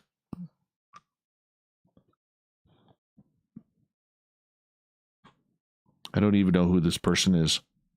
Then again, I don't know. There's only like a couple people in here that I actually know. You know, is he a Pleiadian abductee or something, or like? Oh, I'm sure she's a contactee or an abductee. Well, ask her about her experiences with. She can hear you. I know.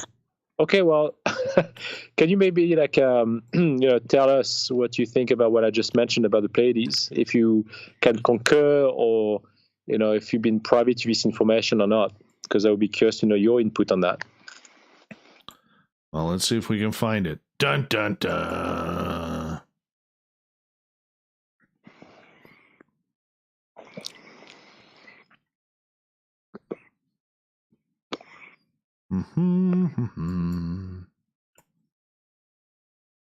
We're waiting. There's about a 20-second delay. So, Okay. yeah. That might be the reason why we are waiting. And for those who started the show like 5 minutes ago, they starting from the beginning. That would be way more than 20 seconds delay, I guess. Well, no, they're hearing the show live now, so they'll have to go back. Oh, they are. They'll go have to go back and play the podcast format. I see. Yeah. Yeah, it's interesting that YouTube live concept. It is kind of cool. It is. Yeah. It is kind of cool.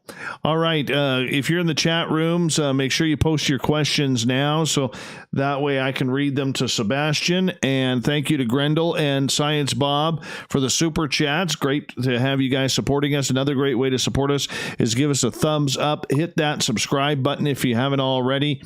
And of course, ring that bell thing. I don't know what that does, but apparently that bell is important too.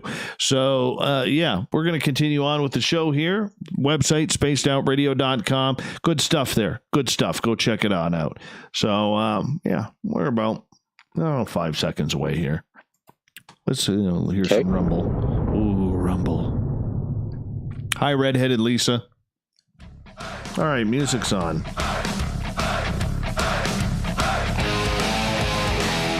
We pass the halfway point of Spaced Out Radio tonight. I am your host, Dave Scott, sitting in the captain's chair of SOR headquarters. Thank you so much for joining us, especially Human Carl in the chat room on YouTube, because you never want to get Human Carl mixed up with the alien Carl. So that's why we have to call him Human Carl. We love him around here. Anyways, want to remind all of you that if you missed portions of this show or others, you could check out our free archives by going to youtube.com/Spaced Out Radio. Do old Davey the favor, hit that subscribe button. Our website, spacedoutradio.com, has a plethora of features for you, including reading up on Captain Shirk's SOR Newswire and rocking out to Bumblefoot and so much more. Follow us on Twitter, @Spaced Out Radio for the show, and my personal handle, @Dave Scott SOR. We bring in Sebastien Martin tonight. We're talking ET contact. We're talking remote viewing. We're talking everything that's going to get that woo meter moving all the way to the left or right, depending on how you're holding it. Anyways, Sebastien, welcome back. Thank you, Dave. Thanks for having me again. All right. We got some audience questions here for you, my friend. Okay. All right. Let's get to them. And let's start off with Nuck. He's a Canucks fan. Okay. When you go out of body, can a demon or ghost enter your body while you're gone?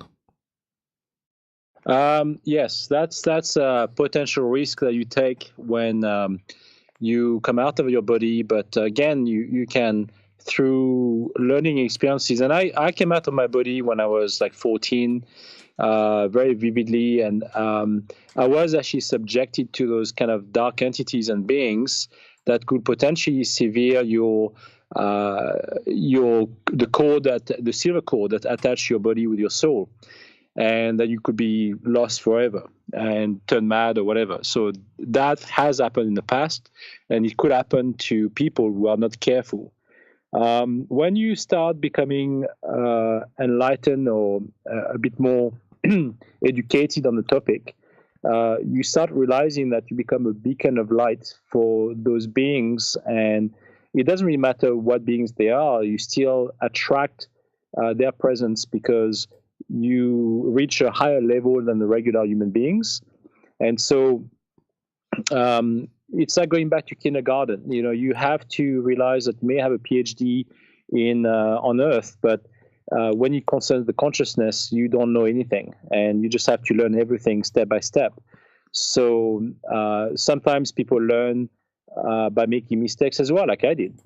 I've made tons of mistakes, and I was able to survive it and learn from it and protect myself. But sometimes when again you become more enlightened, you don't learn those things. They become like downloads, and you just know how. It becomes like second nature. And while you, for example, come out of your body, you may automatically block certain accesses to your soul or your being, so there is no interaction. What's interesting to know is when you do such experiences, is when you smoke cigars or cigarettes, and I'm not, again, trying to ask anybody to do that, but when you do that, certain beings absolutely abhor the idea of cigarette smoke or cigar smoke, so they don't come near you when that happens. And when you can achieve that state of consciousness 24/7, that gives you a certain relief that prevents those beings to reach out to you and trying to interact with you. I was highly surprised that when I was not even prepared for interactions, that I saw dark beings, like zombie-like beings on the side of the road, the way I would see anybody else on the street, and that took me by surprise. I saw such beings in Duncan when I went to see a friend of mine, and those beings don't look like human at all. They have white face, black eyes, skeleton hands, no feet, and yeah, they look physical to the full extent of things, and you just can't prepare yourself enough that there's always something that surprises you. When I did some remote viewing experiences, at some point there was a Draco reptilian who saw me doing a remote viewing session, and I was not anticipating that being to be there, but yet he was there, and so that had some physical effect on me as well, when I had nosebleeds and headaches the same night, and I was fighting a constant attack from that being for 4 hours after that. And so you have to protect yourself, and it's by, again, it's through learning experiences. That's what I could say about it. All right, let's move on to another question. Michael is asking, are there any remote viewing courses a person could take on Vancouver Island? Yes. In fact, Paul Elder, a friend of mine, organizes those training sessions in Parksville, Nanu's Bay, actually, which is above Nanaimo. And he is an extension of the Monroe Institute in Virginia. So he does provide those sessions in Vancouver as well. So he provides workshops on weekends and 5-day workshops as well throughout the year on Vancouver Island. That's my old stomping grounds, Oh, really? Parksville, Qualicum Beach. Yeah. Mm-hmm. The New Bay. Oh, yeah. It's where old Davey started his radio career. Mm-hmm. Very nice. Oh, yeah. I kind of enjoy it. And yes, if I may add, Paul Elder has a great facility. He's got a few acres of land. It's a much better setting than the Monroe Institute in Virginia. You've got private rooms to go in. You can do the binaural frequencies there, and you always interact with great people. And it's also cheaper with the exchange rate, and the courses are very well done, and from a very trained person who used to be participating in the Stargate program.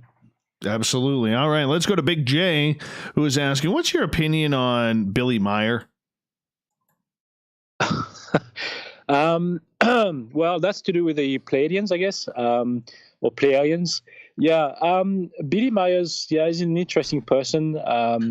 I know that some people are always going to see him in Europe. I think he's in Switzerland. Is that correct? I'm not sure. I don't know. I don't know about the guy enough. I never met him personally, so I could not tell you.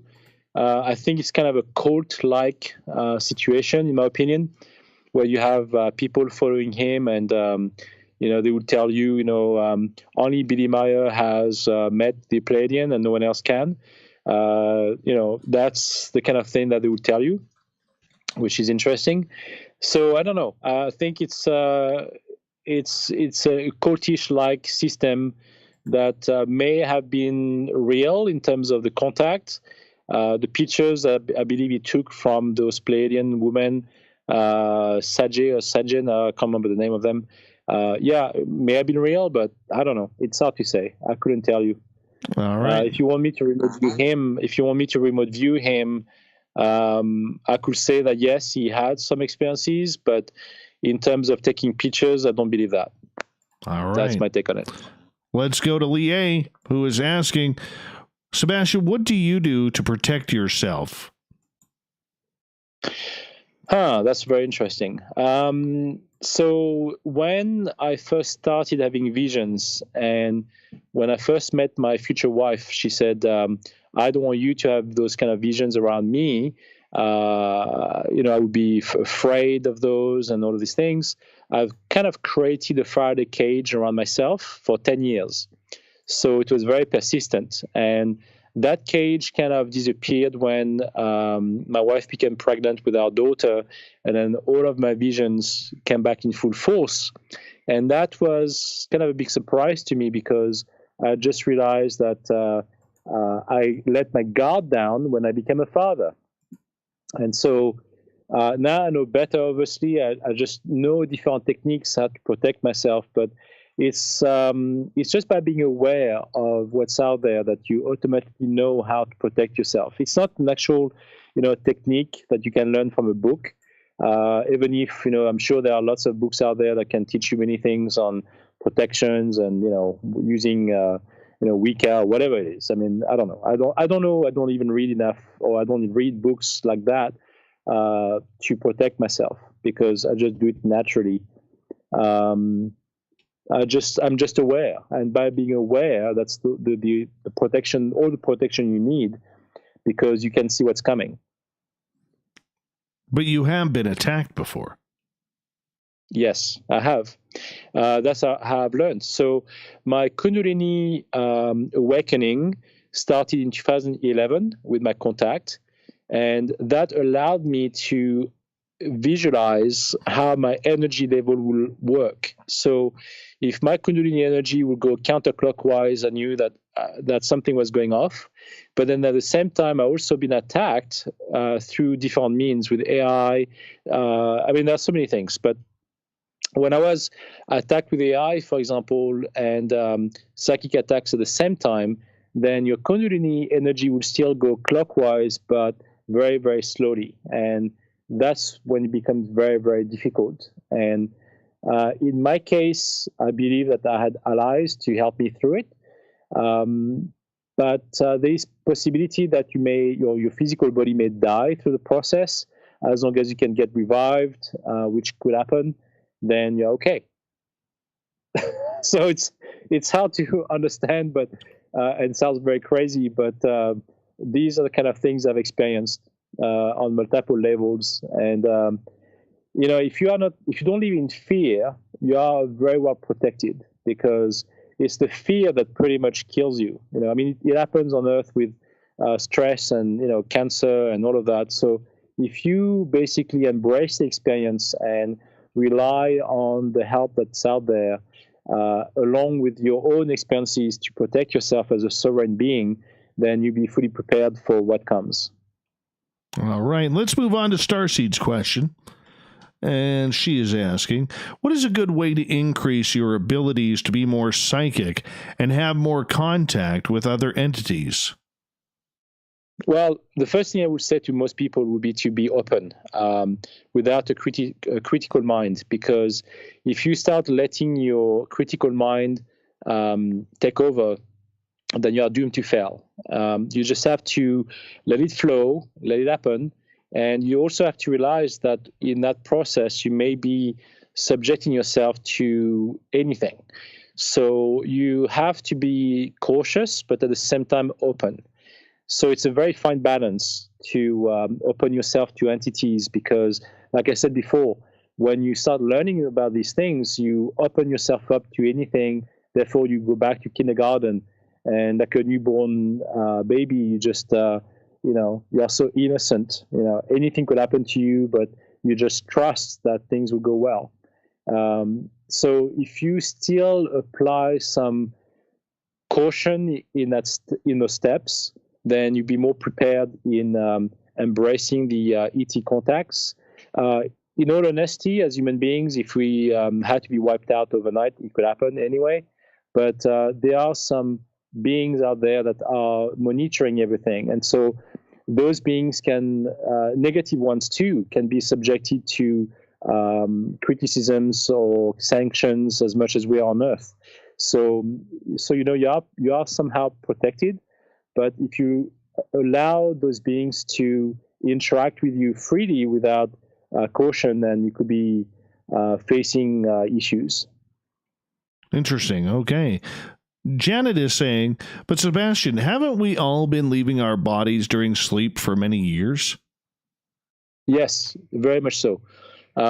Pretty much everybody who have flying dreams or who can remember those things. It happened to me last night. I always have flying dreams all the time. It's the greatest thing on earth.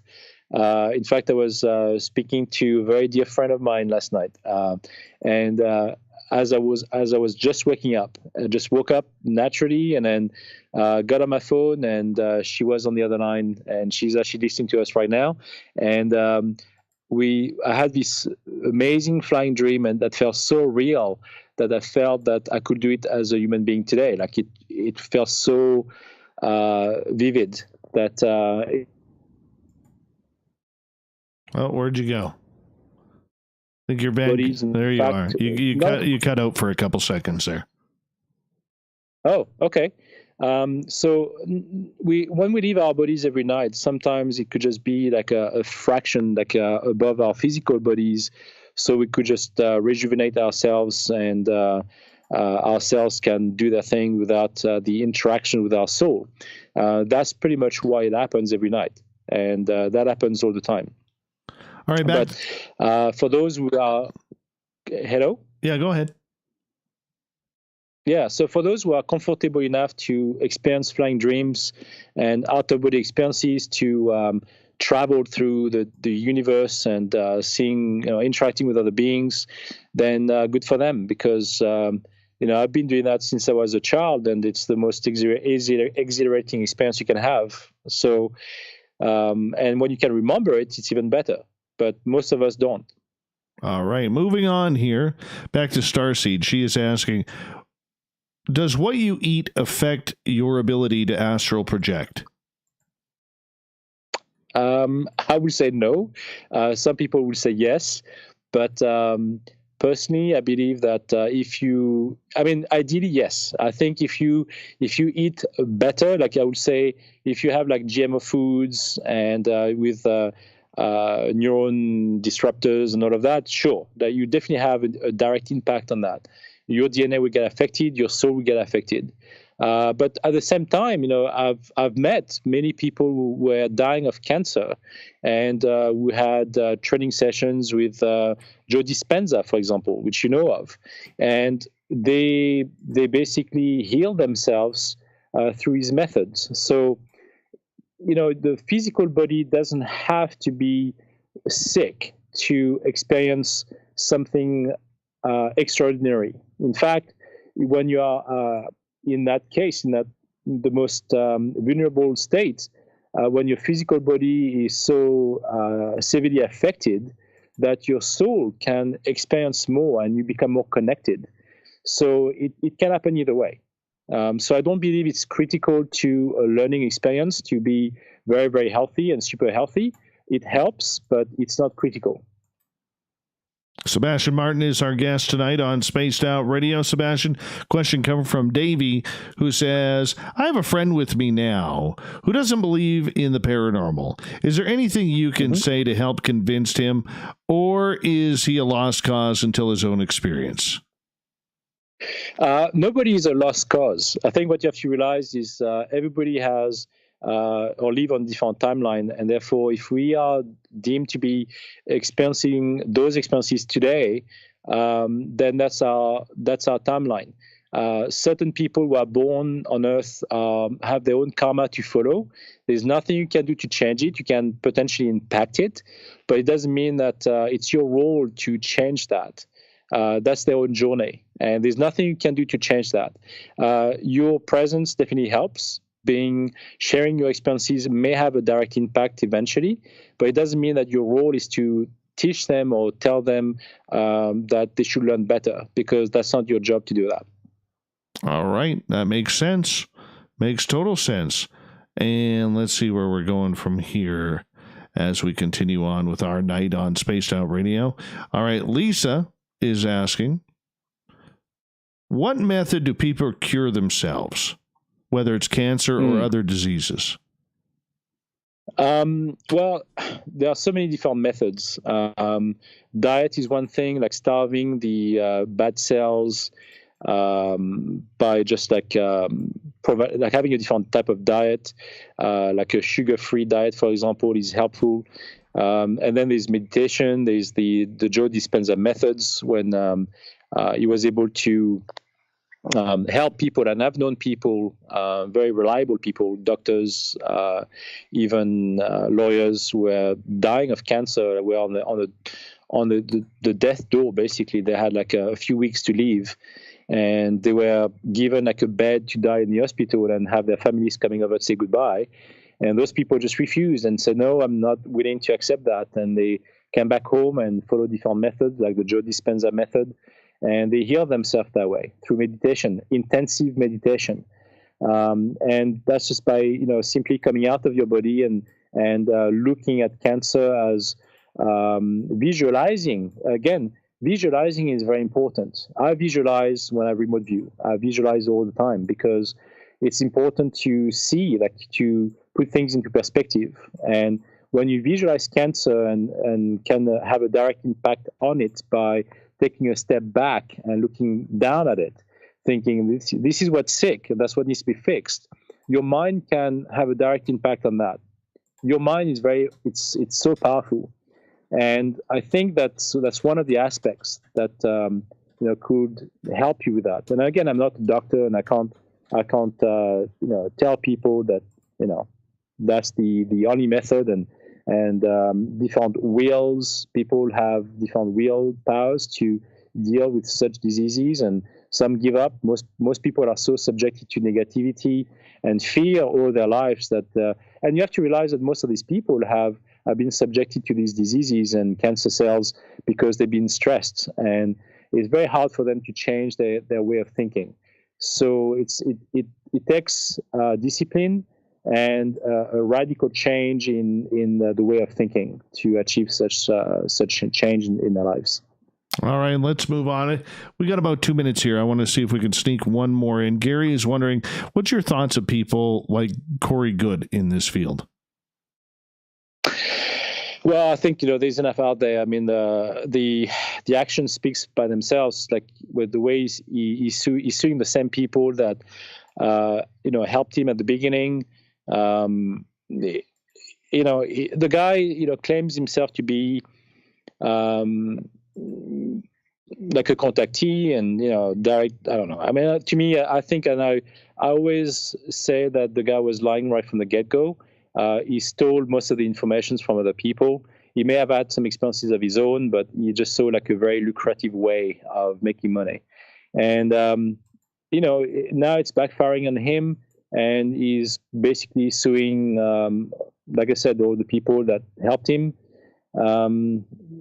Trademarking all the stuff about the SSP and all the stuff that he's been involved in with Gaia TV, just because he was afraid of the competition. And any psychologist will tell you that he's got like a narcissistic personality, and it's not a good thing.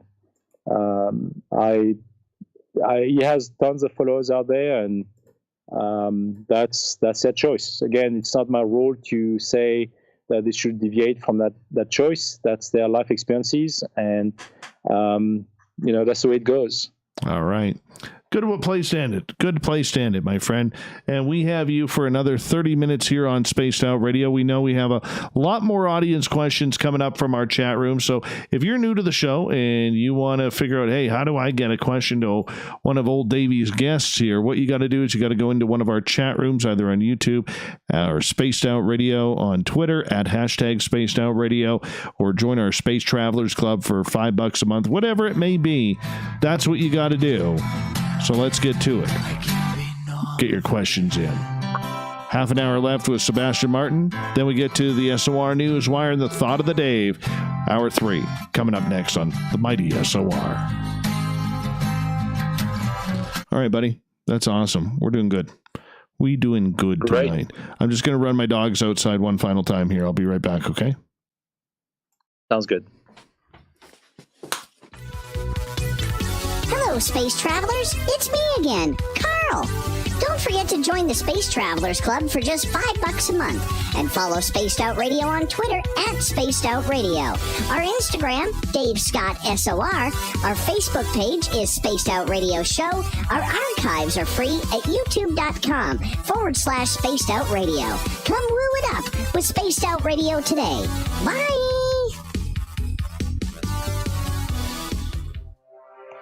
We are scouring the world for the most intriguing stories of your day. Take the time to read up on the SOR Newswire, where our team, led by Captain Shirk, will deliver to you some of the best paranormal and supernatural news, along with some stories that will blow your mind from the weird to the wacky. It's the news outside the news that piques interest, and that's what we're looking to deliver to you. The SOR Newswire, only at spacedoutradio.com. Hello, everyone. This is Ryan Stacy from the Experiencer Support Association, otherwise known as TESSA. We're glad to team up with Spaced Out Radio to help investigate your experiences on the SOR Sightlines report. Together, we'll investigate the strange sightings and occurrences you've had. We're looking for answers just like you. So fill out a Sightlines report on the Spaced Out Radio website and let's figure out what's going on together. So, you love talk radio? Then you'll love TalkStreamLive.com. TalkStream Live is always on, 24/7, with the best streaming talk shows. Find your favorite talkers and discover some new ones. It's free, readily available online or on mobile with any smartphone or tablet. Finding your favorite talk shows all in one place has gotten a whole lot easier. Just go to TalkStreamLive.com. Be sure to download the free apps from Google Play or the iTunes App Store. Looking for creative ways to get your company out in the public? How about advertising on Spaced Out Radio? Our sales department is waiting to hear from you, and we can work around any budget. From commercial spots to banners to special promotions, there are many opportunities to get your name and product out to our SOR listeners. For a price guide and more information, please contact us at sales@spacedoutradio.com. We all know on Spaced Out Radio we love a good beard and mustache, so why not take care of your facial hair with Mighty Moose Beard Oil? Made in Canada, we're taking care of beards and stashes around the world. We use 100% natural ingredients with our oils and balms to make your whiskers feel silky smooth. Use promo code SOR2019 at MightyMooseBeard.com today.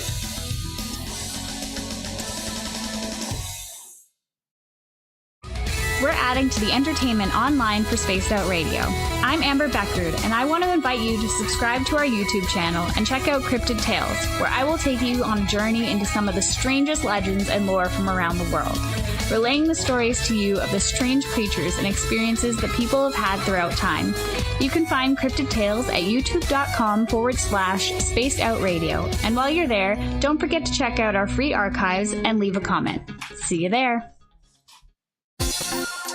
For the price of one cup of coffee a month, you can become an SOR Space Traveler. The Space Travelers Club is a place where you can interact with other listeners. Here we go.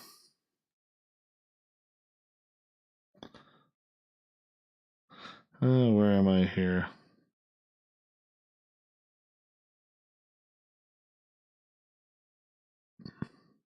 You are in 100 Mile House. Yeah, apparently I am.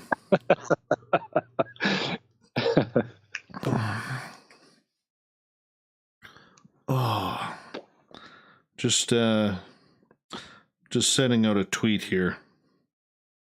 Okay. Took a nice picture. It's going to go on Twitter. The sun's just gone down here.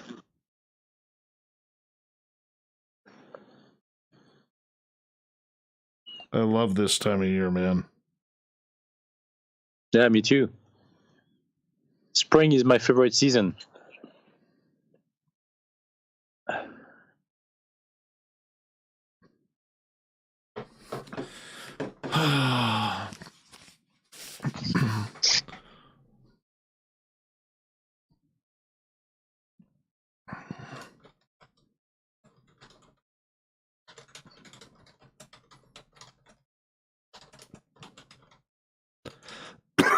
Excuse me.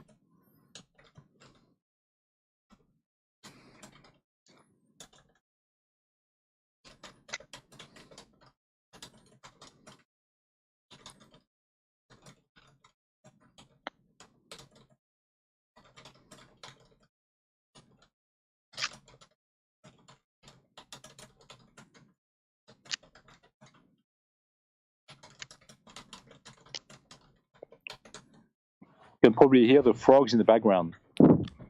Oh, there they are. Just heard them. Mm-hmm. Beautiful.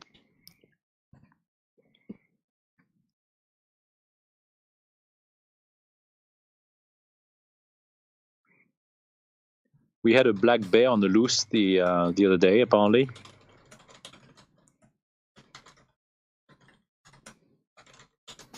I haven't seen any black bears around here lately, and I'm kind of pissed off. I always have them about on my land. I've got 15 acres of land, and they always, come to eat my plums right next to the house. Oh, nice. In the fall. But yeah, I mean, the other day I went to see a friend's place, for a bonfire, and I probably believe that there was a black bear in the back there, and but he killed a few goats close by. Yeah. Need to get a Apparently donkey. he's not really afraid of humans.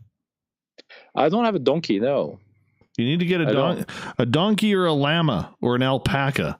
They'll take they'll take down a bear or a cougar in no time. Really? Yeah. Oh, yeah, they're vicious bastards. Vicious bastards. Yeah.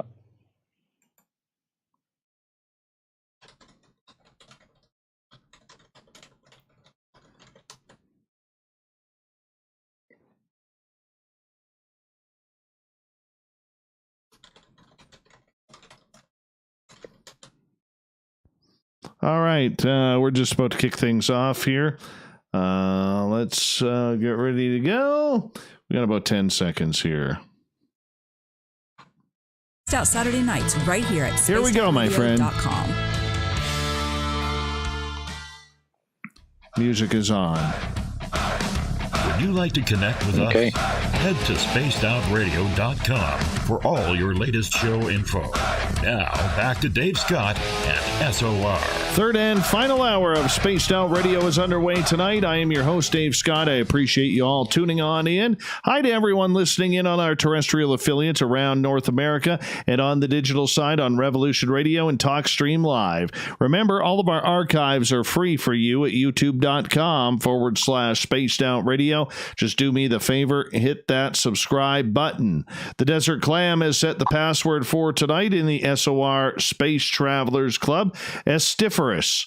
Estiferous is your password. Use it wisely, Space Travelers, as the Clam sets the password each and every night right here on Spaced Out Radio. Our website is spacedoutradio.com, where we have a plethora of features for you, including rocking out to Bumblefoot and reading up on Captain Shirk's SOR Newswire, as well as much, much more. Hey, if you aren't following us on Twitter yet, please do so at Spaced Out Radio for the show, and my personal handle at Dave Scott SOR.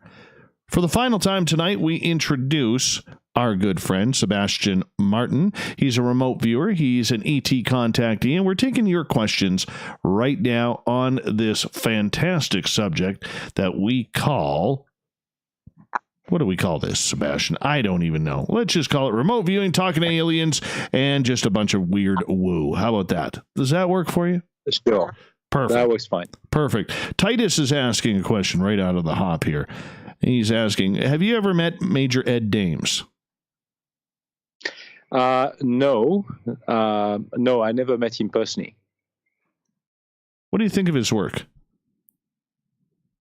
Yeah, I mean, he's got, he's learned from the same techniques that was conducted at the, Monroe Institute, and he's just applying it and teaches his own techniques, I guess, or lessons, and that works for him, I guess. All right, let's move on. Big J wants to know what your opinion is of Bob Lazar. I believe that his experience is genuine. contrary to most people, a lot of people believe that he's an hoax, and I think he has been discredited multiple times because he was too problematic. I certainly believe that he had access to Area 51. In fact, the name Area 51 was first mentioned by him. So, the idea of it, that he talked about the anti-gravitational spacecraft that were found in those facilities is pretty much like a no-brainer today. Like, everybody knows that, but that's how it all started. So I do, see him as a genuine person who had a lot to share. All right. I still believe him. I know there's a lot of evidence out there that says this dude isn't real. He's faking a lot of stuff. I still believe him. Yeah, a lot of the information has been construed and changed, so he would look like an hoax. But I think that his experience is real. I think he has seen information, and he's not like the perfect character. Of course, he has many flaws. He was involved in dodgy businesses and potential scams, I guess, that caused him lots of trouble. But I also believe that certain agents or government agents at some point have to face certain mind control type of operations on them, so they could just do such things. I don't blame it on all of that all the time, but I think for him specifically, he was heavily targeted at some point. All right, let's move on here. Not anymore, but he was at some point, yeah. Millennium is asking, Sebastien, what's your advice for the best way to increase our consciousness? That's a very good question. Consciousness itself is a state of mind. So increasing the consciousness is something that is about being more aware. Being more aware, like I said before, I kind of repeat myself there, it's just that we have to be opening ourselves up to entities and even dimensions without criticisms. That's the only one way we can open ourselves up and increase our consciousness, let's say. But by maybe like changing the diet for sure, like you said that before. If you're not ill and you wish to open yourself up to higher dimensions and be clearer, if you already had some issues with that, I think just by changing your diet and being, if you don't have the capacity or the contacts to help with it, I think this could definitely have an impact on that. I think so. That's pretty much what I would say. All right. Well, I guess so we can accept that. We can accept that. I appreciate that. Mm-hmm. All right, let us move on here. In regards to ET contact and the way that ETs get a hold of us, I got to ask you, are we chosen, in your opinion, or do they just look for some beacon of light that is coming up through the strange and weird ether of humanity to choose who they want to communicate with or send messages to or even abduct? We're not chosen per se because like I said before, the interaction with those ETs has been voluntarily done as a soul being. So we agreed to help them achieve what they wanted to do on Earth. So it's not like we're not the chosen ones. We volunteer to do that, to help them. Some people would decide to, criticize their own experiences for saying, "Oh, I'm being, abducted, and they take my ovaries, and I have like babies and all of that." You just have to realize that as a human being, that experience might be very traumatic. But at the same time, if your soul agreed to have such experience to begin with, that means you are strong enough to cope with it. There's a writer, an ex-lawyer who lives in Sydney on Vancouver Island called Garnet Schollhauser, and he wrote many books on the topic about how your soul was, chosen in that sense. So you decide to have this kind of human experience, and he talked about very deep subjects like people subjected to rapes and murder and all of that, and nothing happens by mistake. So through the karmic experiences, what you have to realize is there is no such judgment done up there, but it's more about the learning curve. And if you die and then you go back up and you kill someone, then you may relive that experience fully when you die. And you kind of go through it's like a 360 degree experience that you relive, and that changes your behavior or the way things are happening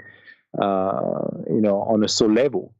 But it doesn't mean that as a human being you remember any of that. You just do things because you feel compelled to do it. Sometimes you might be driven to do it. It's a big unknown, I guess. But that's what Garnet Scholhauser writes about from his own experiences with his, I believe, his spirit guide that came to him while he was going off for lunch, leaving his law office. So, I mean, there are many people out there that have such experiences from the business world or the academic world, and they can't explain it, and it changed their lives the same way as it changed mine. All right. Human Carl is asking, Sebastien, what do you think of us having had bases or currently having bases on the moon? Mm-hmm. Yeah. Well, that's very real. The same way as, there are some bases on Mars. But the thing is, again, that's we need another 3 hours on that. But yeah, sure, the moon bases are already there. It's already been used as a ground for studying the planets, for the secret space program. I believe that the moon was already visited in 1958, and people have been on the other side of the moon, on the dark side of the moon, because that's sheltered from the telescopes and all the people that are trying to observe the moon with their high efficiency telescopes today. So they are on the dark side of the moon, and yeah, they've been there for a long time. So there are some secret Space Force fleet that are already there. The Trump administration is trying to change that, but that's just working in coordination with the secret space program. All right. Fitness Girls is asking, did the movie Men Who Stare at Goats help or hinder the field of remote viewing, in your opinion? Well, I would see that as a comedy, but it's an interesting movie. It's just that it's not reality. You have to realize that the characters were all fictional. They may have been based on real characters, but it's a movie. It's a Hollywood movie. So it kind of introduced the idea of using psychedelic drugs and LSD to have an experience, which again was part of the experiences, but in early stages of remote viewing. But I think the military has gone beyond that because, once at some point it became illegal, even if some dark programs are still using some other types of drugs other than LSD today for different reasons. But it doesn't mean that it's useless. I mean, it has proven to enhance some certain abilities at the time in the 60s, early 50s. But nowadays, I think it's way past that. All right. Remote viewers nowadays are definitely more acute beings who have definitely more psychic abilities. They are more out there. As a community, we are definitely, we are not as sheltered as I would say, and there are way more people out there that can do what I do. Brett is asking, what do you think's happening on Nibiru as they approach our solar system? Well, yeah, that's been going on for a long time. Nibiru should be right here by now, but it's not. I don't believe that Nibiru as a planet is right now on its way, or if it is, it's still a long way away. If it was that close, we already feel the effect on the planet because of the the field of the planet itself being a giant planet, there's no way the Earth would be still sustaining its current environment as we know it if Nibiru was that close. All right. Lié is asking, have you ever remote viewed Antarctica? And if so, what have you seen? Yes, actually, I have. So in Antarctica, I was actually in the body of an actual alien being that just woke up. And that being was in a sort of sarcophagus thing with a very advanced type of container, I guess, with a lot of technology inside. And I remember him pressing certain digits from the inside, coming out of his capsule and observing other beings that look like giant beings with beak-like noses. And they were very muscular, very powerful beings. And they just were observing the grounds from the ice of Antarctica. As to know what those beings were, when this happened, I have no idea. I didn't really focus too much attention on that. But yes, I have. As to know what's going on with the secret space program or the inner Earth, I was always very interested in the inner Earth and Shambhala, for a long time. But I do believe that they are definitely multidimensional beings living underground, as well as physical beings, advanced beings that do live in the inner Earth. I'm not like a flat Earth theorist, but I do believe that there are holes on the poles that allow entryways for these realms with potential suns on the inside of the Earth. Because when you think about it, the ocean right now, for what we have on the surface, is only like a third of what's on the inside. We don't really fully know that there are some mountains as high as the Mount Everest inside the Earth with an atmosphere inside it, and that's been observed lately by scientists that they could never fathom the idea of that before. But we don't really know how the inner Earth or what's underneath the Earth as much as we know it, because it's subjected to so many different types of environments. We just simply don't know.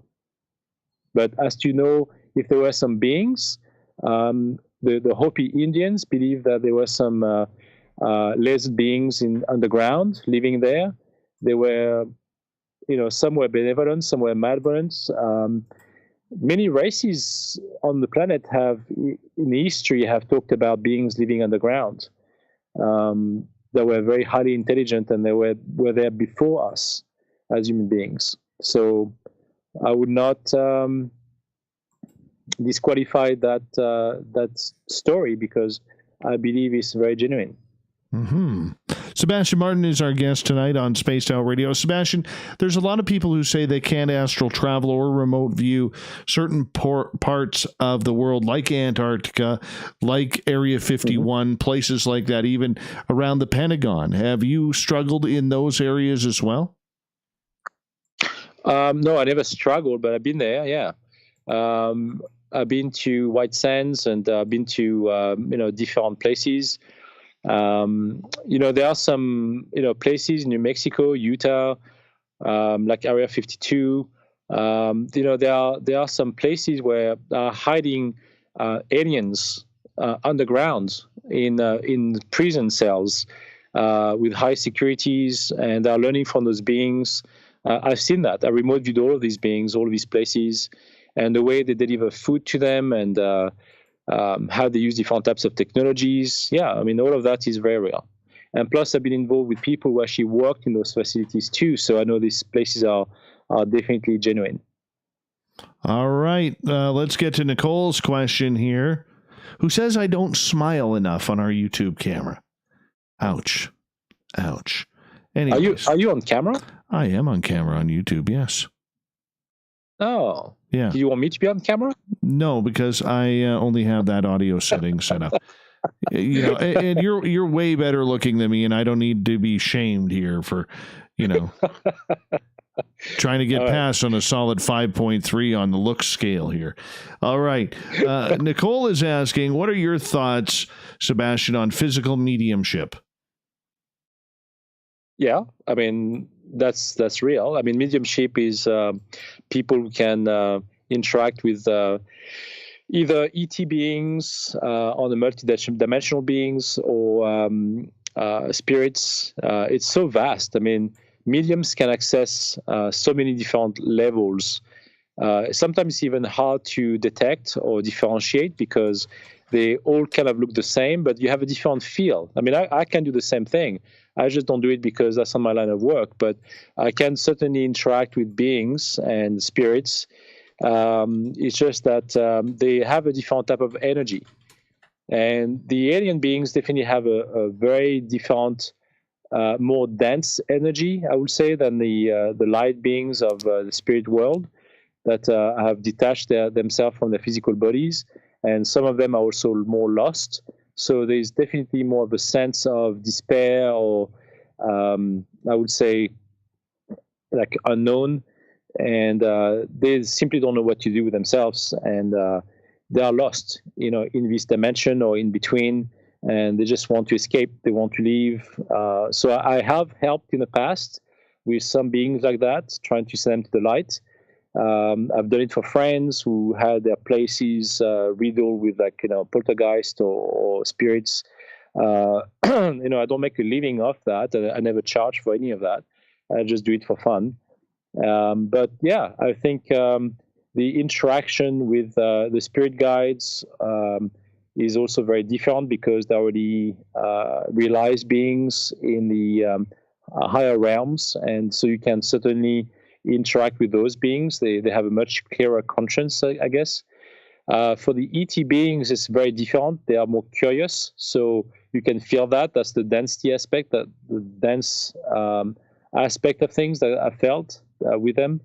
And that's what most medium feel like when they download information from them. There's definitely like an agenda associated with it. So it's a bit more complex, I guess. So that's how we describe mediumship. All right. Let's get to fitness girls. They are asking, Sebastien, have you ever remote viewed something that you wish you hadn't? Yes. Yes, I have. But I mean, some part I can't talk about it, but some of the parts is, what's interesting about remote viewing is when it concerns my own life, like my close family, I can't remote view that as much because it's too close to home. But when it concerns other people, I can certainly see very clearly. But in terms of one session when I saw that Draco that saw me going there because I was not prepared for it, I did that as a favor, and I remote viewed a place in in Eastern Europe to do with the Stargates, and I clearly saw the technology there. But then there was this Draco present that completely ruined my day there, and for the week following that. So I mean, yeah, it's certainly something that I wish I didn't do at the time, but I was not told that those beings were present when those people knew that they were there. So I felt a bit angry at that at the time. All right, my friend, it is time for us to wrap this thing up because we only got a couple of seconds left with you. I want to say thank you so much for coming on Spaced Out Radio tonight. Very much appreciate you taking the time to interact with our audience and answer some pretty darn good questions about remote viewing and big bad ETs that are wandering around from the future and from the stars. Thank you so much, Sebastien. Oh, it was a pleasure. Thank you so much, Dave. All right. And you go enjoy your cigar now. You worked hard for that, my friend. You worked hard for that. Thanks. All right. 1 second here, because coming up next, we have Captain Shirk's SOR Newswire, which, of course, you can find all of the news hanging out on our website, spacedoutradio.com. And we got the thought of the day. What do you think of unarming Yosemite Sam and Elmer Fudd? More Spaced Out Radio coming up. Good job, Sebastien Martin. Let's give him a round of applause, everybody. Let's give him a round of applause. That's our friend Sebastien around here. Thank you. Yeah, that's good stuff. That's good stuff. You're lighting the cigar right now. I can hear your lighter clicking. Yes, I am. What kind of cigar do we have going on right now? I believe that's a Dominican. Oh, yeah? Mm-hmm. Very nice. Very nice. Yeah, I don't smoke Cubans often. I do smoke Cubans as well, but I usually have Dominicans. But I also have good cigars from Nicaragua, or, it depends. Oh, very nice. I want to smoke a cigar in your patio one night. Yes, anytime, Dave. You know where I live. I got to get over there. Let's go up and honestly, I want to go there because I want to see the place where Granger Taylor allegedly blew himself up, because I still don't believe he did. No, I don't think so. Mm-hmm. So I want to see that place. Maybe you can do like a live show there. I don't have the tech to do that, man. Well, I do, but I just don't know how to figure it out. Let's figure it out here. Let's go there. All right, I'm building up my newscast for tonight. Let's go. Oh yes, that's the one we're going to lead with. And thanks for the questions, by the way. They were good questions. I enjoyed it. Oh yeah. No, it's all good. It's all good. It's all good, my friend. That's what we do around here. We kind of like you around here. I mean, every now and again, you're a good guy. Are we still live on YouTube? Oh yeah. Are we still live on YouTube? Yeah, we're still live on YouTube. Yeah? Until you depart. In a few minutes. I'm just getting the news ready. Yeah, actually, Manitoba Becky has a question. Do Sasquatch smoke? No. However, it is very much believed that the smell of cigarette smoke or tobacco is actually considered a peace offering to Sasquatch before you enter the forest, so that way they will keep you safe and not harm you. So that is something interesting. That is something that I learned from First Nations friends. Yeah, well, that would make sense when you think about how cigar smoke or cigarette smoke deters certain negative beings. If the Sasquatch on the good side, and they wish to recognize that as being, because you have to realize that as human beings, we are subjected to negativity aspects from other beings, and so if we enter a forest, we could become like a catalyst of negative beings that could potentially target the Sasquatches. Yes. Absolutely. How many stories I got here? One. Put that up here. Let's just mix them up today. Lots of animal stories. That's kind of cool. All right. All right.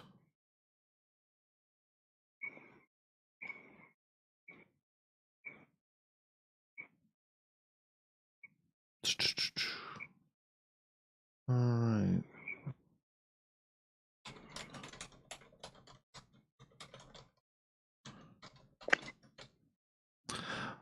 What else we got here? Yeah. I think we're good. The frogs sound great, man. Frogs sound great. Yeah. It's very peaceful, isn't it? It is. You don't hear the traffic here. It's very peaceful. I think if I had to live in a city and do remote viewing, that would be very, very disturbing to me.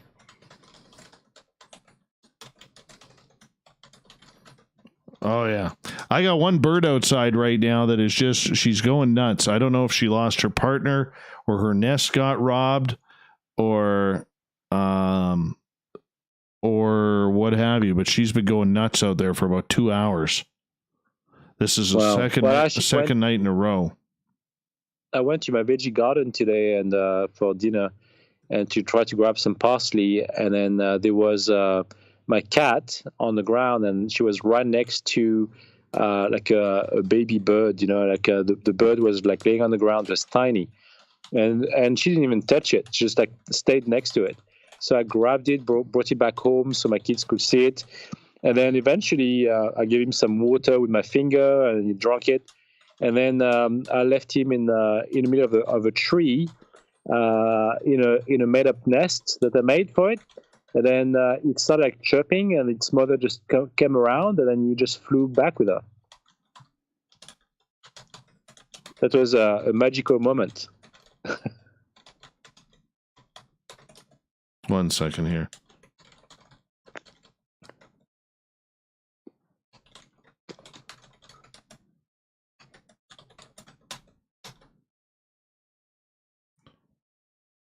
All right. Hey, bud, I got to let you go here because I got to get the news done here. So I will chat with you soon. I'll call you about some stuff in the next couple days. All right. Sounds great. All right, Thanks, brother. Dave. Take care. Have a good night. Thank you. Okay, bye.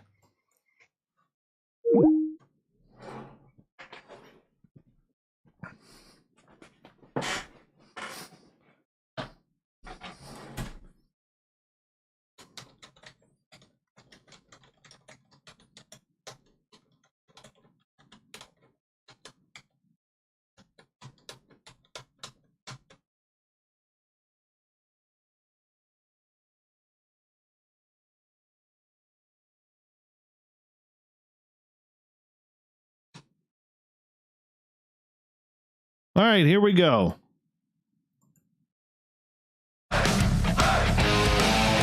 We've rounded third. We're heading for home tonight on Spaced Out Radio.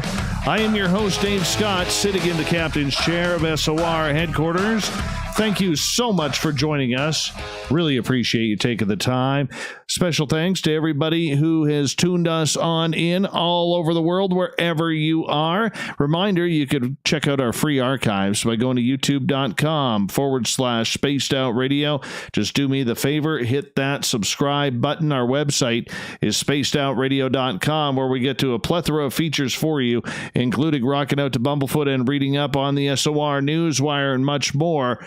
Follow us on Twitter at Spaced Out Radio for the show, and my personal handle at Dave Scott SOR. Speaking of the news, let's do this thing, shall we?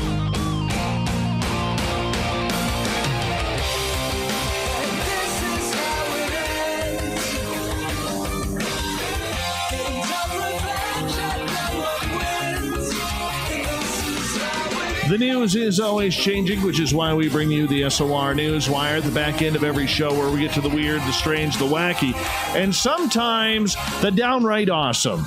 You know, a few months ago, we did this story on the show about Forrest Fenn, the gold hunting treasure that was somewhere out in the wilderness, thought to be in the Rocky Mountains, could have been in California, Arizona, New Mexico, Colorado. Could have been anywhere. Well, thousands of brave souls have ventured into the Rockies for the past decade. Some had died, all in search for the treasure chest filled with gold, rubies, emeralds, and diamonds. But that adventure has come to an end. Forrest Fenn's treasure has been found. Forrest Fenn, the 89-year-old art and antiquities collector who created the treasure hunt, made the announcement Sunday on his website. It was under a canopy of stars in the lush forested vegetation of the Rocky Mountains and had not moved from the spot where I hid it more than 10 years ago. Forrest wrote on his announcement, "I do not know the person who found it, but the poem in my book led him to the precise spot. The treasure was found a few days ago by a man who did not want to be named," Fenn told the media. He noted, however, that the man was from back east and that he confirmed his discovery by sending Fenn a photograph of his newfound riches. The treasure, estimated to be over $1 million, was a way for Fenn to inspire people to explore nature and give people hope that are affected by the Great Recession, he said. Clues leading to the treasure's location were included in a 24-line poem published in Fenn's 2010 autobiography, The Thrill of the Chase. Fenn estimated that as many as 350,000 people from all over the world went hunting for this treasure. Some quit their jobs to fully dedicate their lives to the hunt, and some even died. I congratulate the thousands of people who participated in the search and hope they will continue to be drawn by the promise of other discoveries, Fenn said on his website. That is so cool. And I was actually a part of a couple of Forrest Fenn Facebook groups, and it was weird today watching them change their names because they had been dedicated to this cause for so long. I think it's great that Fenn's treasure was finally found. NASA has plans to land the very first woman on the moon by 2024, as well as the next man. This historic monument and moment will be achieved through NASA's pioneering Artemis Lunar Exploration Program, which will utilize innovative new technologies and systems to explore a significantly greater expanse of the moon's surface. Through Artemis, NASA will work in collaboration with commercial and global partners, establishing sustainable exploration by 2028. NASA will then build upon lessons learned both on and around the moon for their big goal of sending astronauts to Mars. Astronauts aboard the Orion spacecraft will be launched into lunar orbit almost 250,000 miles away from Earth using NASA's extremely powerful new rocket, the Space Launch System. After the astronauts land on the moon, NASA will then set about exploring the entire lunar surface using both human and robotic explorers. Astronauts will be sent to new locations, beginning with the lunar South Pole. This exploration will involve finding and using water, as well as other vital resources required for long-term exploratory missions. Astronauts will seek to unlock the moon's many mysteries, all whilst learning more about the Earth and the wider universe. Through the mission, NASA will investigate how astronauts may live and work on the surface of another celestial body while looking at the technologies needed before they can send a crew on a 3-year round trip to Mars. How cool is that? Former police officer and chief says a fund was prudent and judicious, building up a $74 million surplus. The province of Alberta's UCP government is taking money away from victims to fund policing initiatives in the province, a move opponents of the proposed legislation changes have called unethical and just a ploy. Justice Minister Doug Schweitzer proposed the changes to the Victims of Crime Act and fund that would allow the government to dip into money meant to support those affected by crime. We really feel that someone's peeked over the fence and saw it and thought, well, I could use that, said Alf Rudd.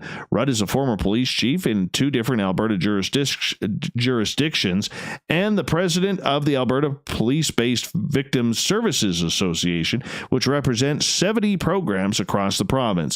When someone is the victim of a crime, emotional and financial and physical supports like hotels are available through victim services across the province. Now the government wants to dip into that surplus.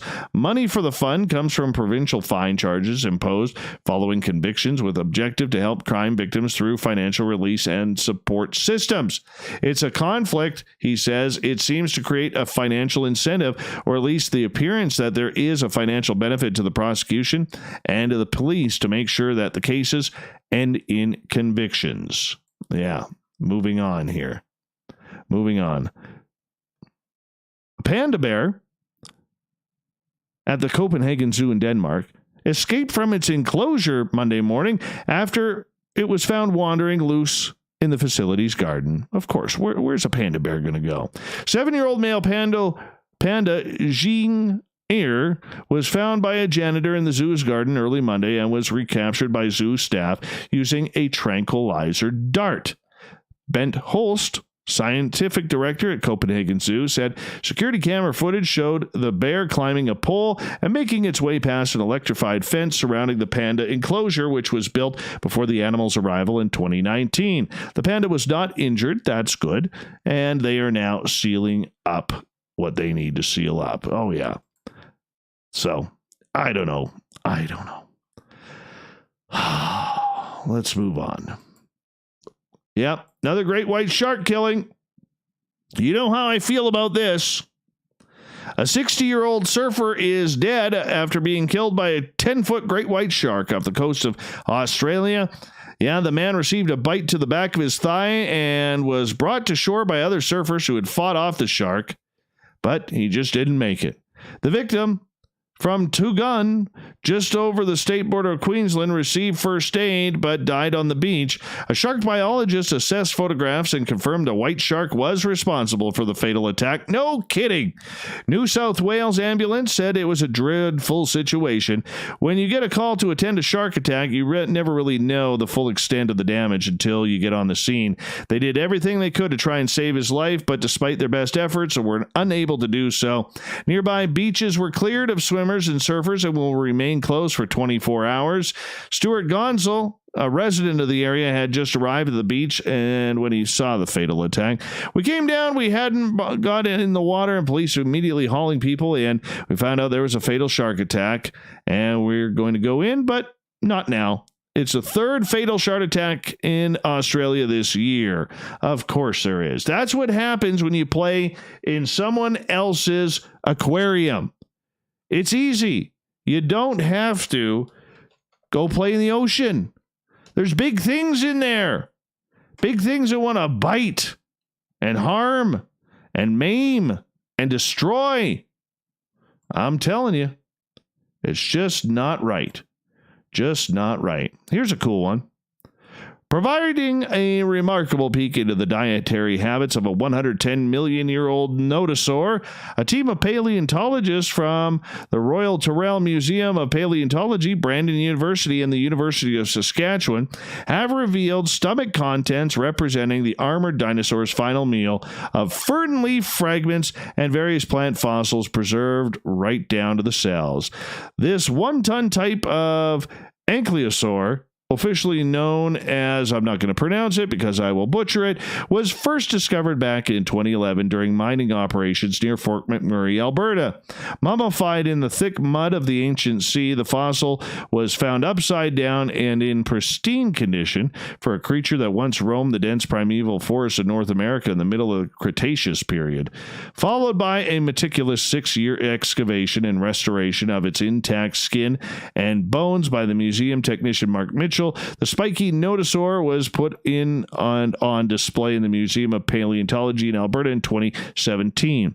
A new study detailing the results of the scientific research has just been released. According to the paper, analysis of the soccer ball-sized cololite, or petrified stomach, shows well-preserved plant material dominated by leaf tissue, including intact sporangia, leaf cross-sections, and cuticles, and a few stems, wood, charcoal. I mean, this thing was a vegan. Let's just be honest. It was a vegan. Why can't they just call it that? The documented study represents the most detailed evidence of plant-based diet ever unearthed in a herbivorous dinosaur. Well, that's cool. Got a couple more here. Firefighters in Scotland said they used a specialist cutting equipment to rescue a fox cub that had its head stuck through the middle of a rusty old wheel. The Knightswood Community Fire Station tweeted photos showing the young fox found with its head stuck through the middle of the disused wheel. Big rusted out. Firefighters said they cut through the rusted metal and set the fox free. The animal, good news, did not appear to be injured and was released from the scene. All right.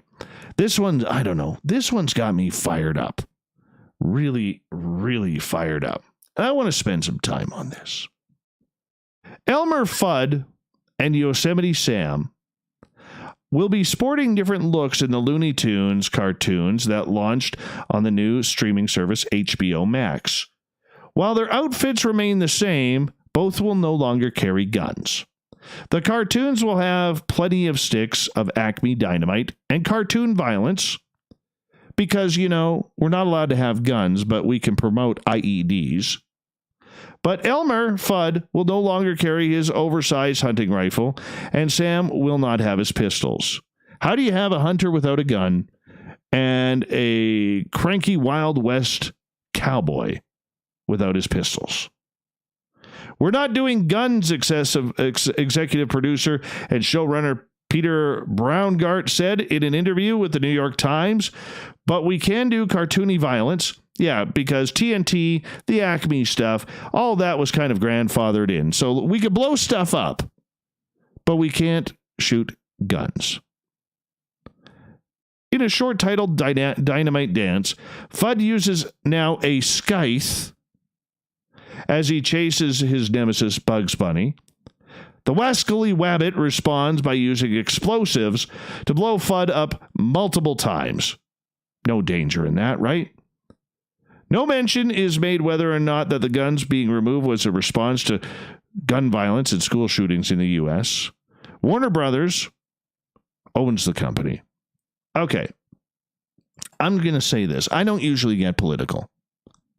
All right, but I wrote a blog on this, which you can find at spacedoutradio.com. And I'm going to say this. I am not a gun owner. I've never owned a gun. I do not have a gun license. I am not part of the NRA. Because I'm Canadian, I really don't care about the Second Amendment of the United States. It does nothing to affect me. But the one thing that I do know is a lot of responsible gun owners. And the way they are being picked on these days is horrific. It's horrific. And we got to stop putting blame on things. We got to start thinking about reality and taking responsibility for our own actions. We do. All right. I come from a family of gun violence. My sister was shot and she lost a finger due to a shotgun blast. Her friend was killed. This was back in 1984, 85. All right. So I know the effects of this. But we're not stupid people. No time watching the Looney Tunes did I ever think of picking up a gun and shooting someone. And let's remember, most shootings that happen are from illegal firearms. Illegal firearms. Take a read at my blog. You'll understand a little bit more at spacedoutradio.com.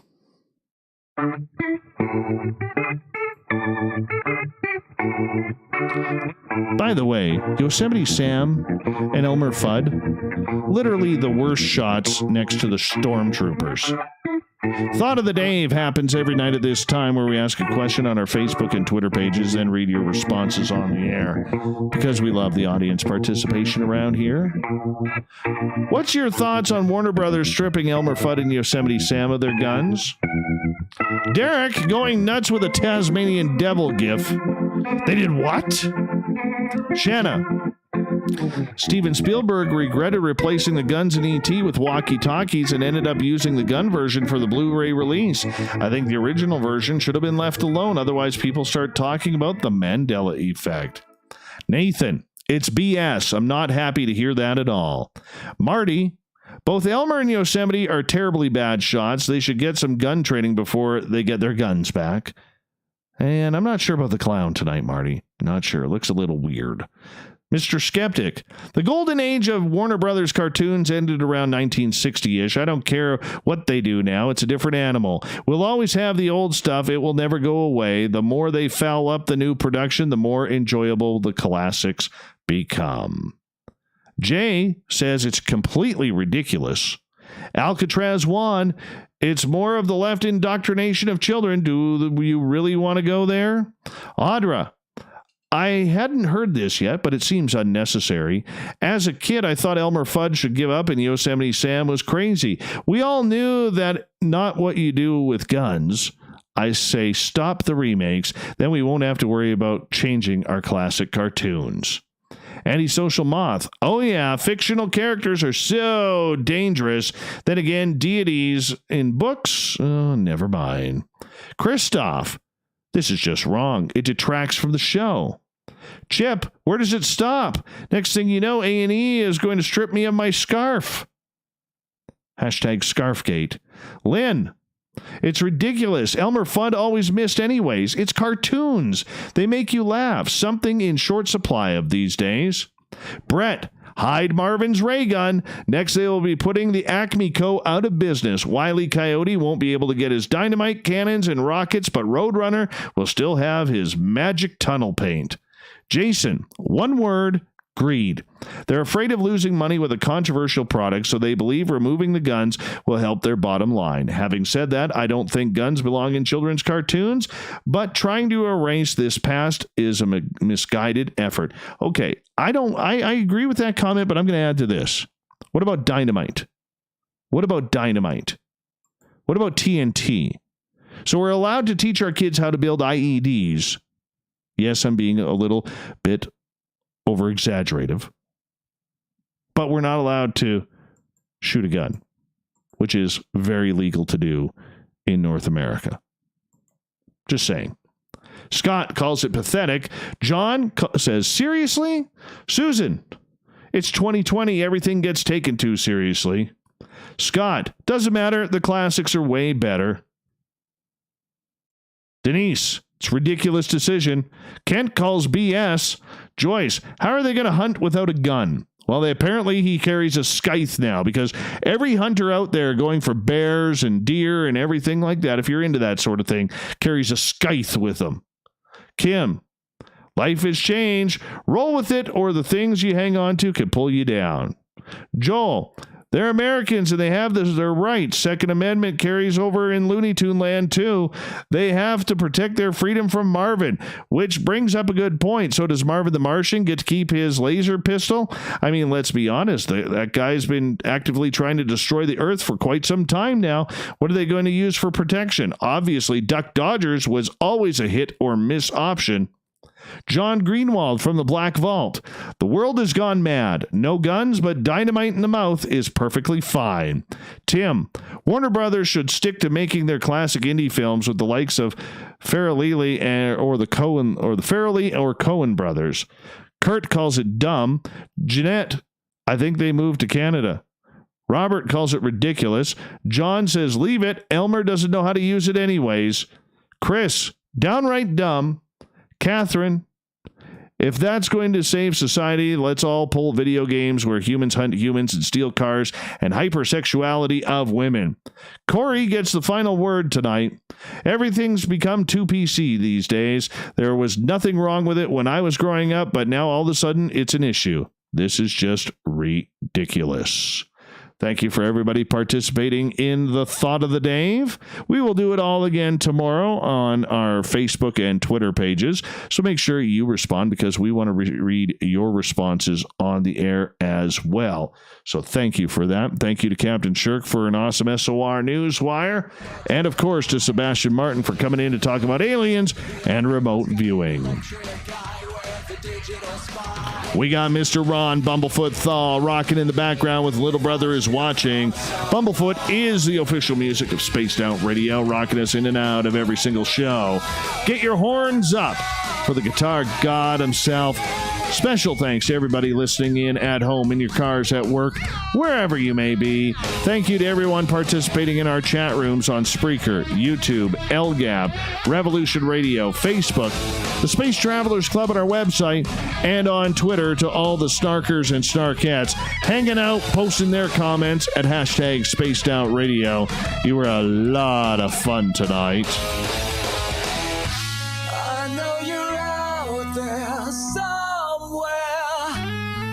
Remember, this show is copyright by Spaced Out Radio and SOR Media Ventures Limited. Thank you so much for choosing to share your evening with us, because together, my friends, we own the night.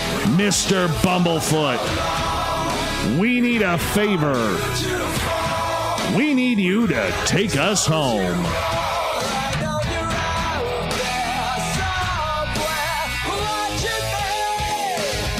Remember, everybody, the Woo train may have docked, but it will depart tomorrow night at the same time.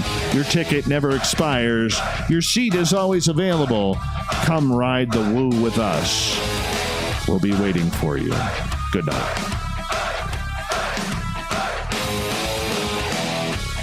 It's a good show, everybody. Good show. That's a good one. That's a good show. Good show. Good, solid show.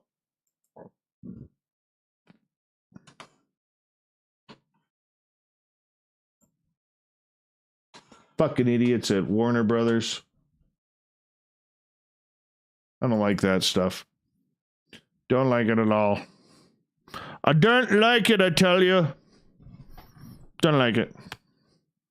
Don't like it a bit.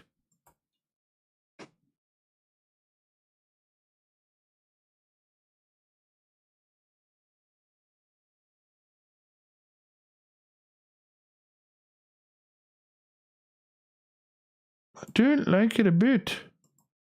I don't like it.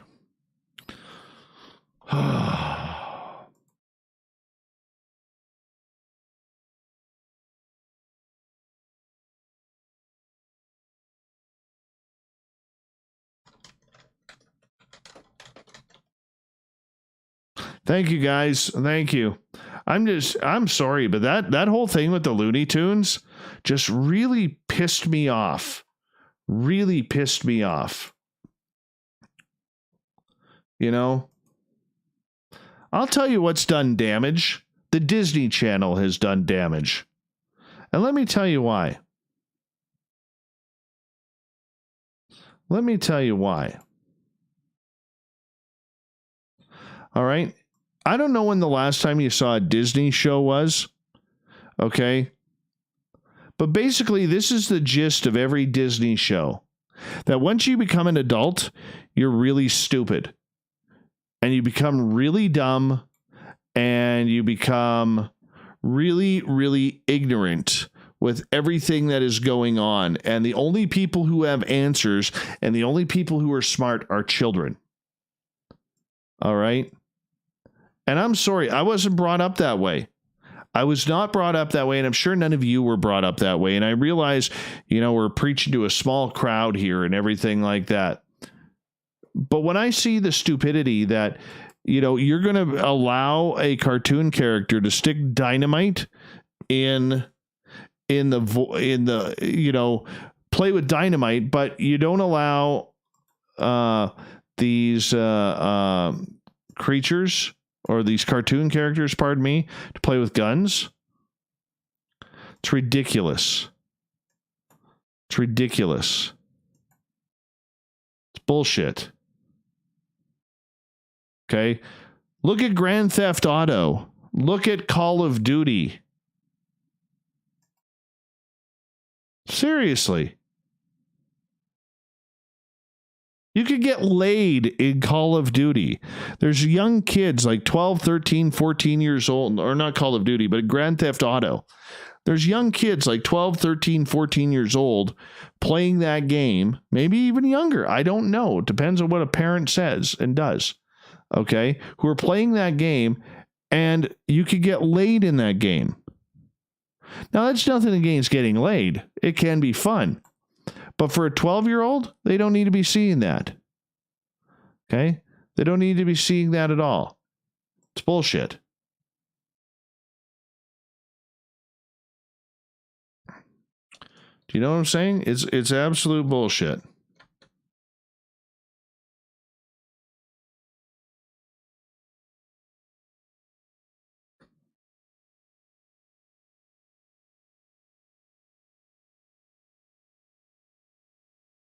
It's horrible. All right. And it's been proven. If you read my blog, okay, the American Psychiatric Association actually did a study earlier this year on video games and proved that video games and the violence in video games has nothing to do with major violence. Okay? Nothing. All right? It has nothing to do with mass shootings. It has nothing to do with anything. Okay? Just the problem is we got a bunch of people who have their neckties on too tight. They're wearing ankle socks in dress shoes. It's just bullshit. It's just bullshit. I can't stand it. I get mad. All right, I'll be back in a minute, guys. Ugh.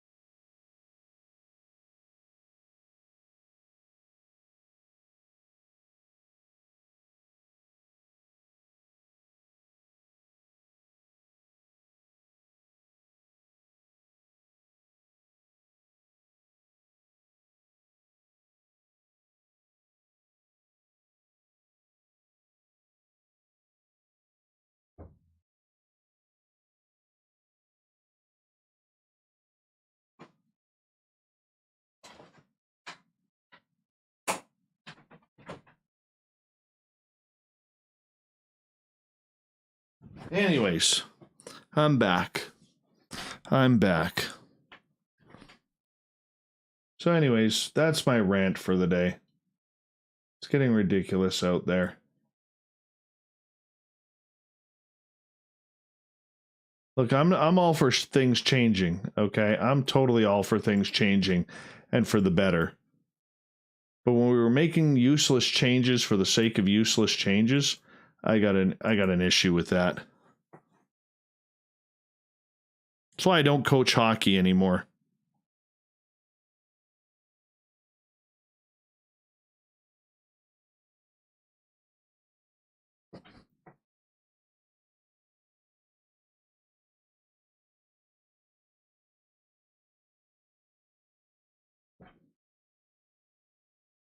See, Rano,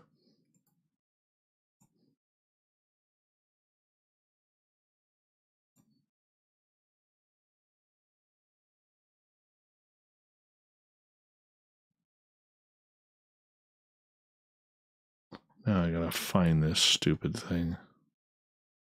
Where are you?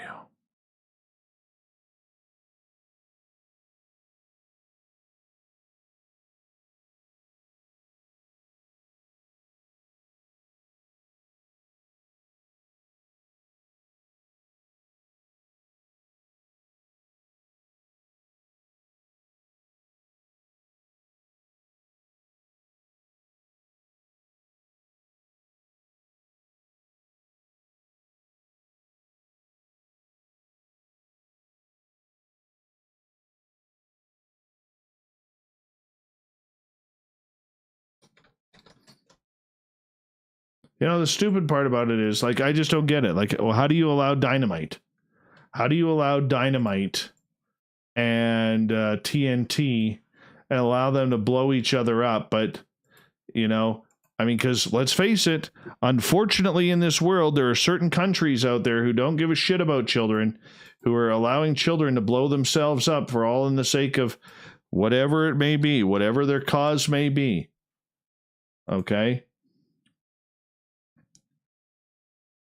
Veterans know this.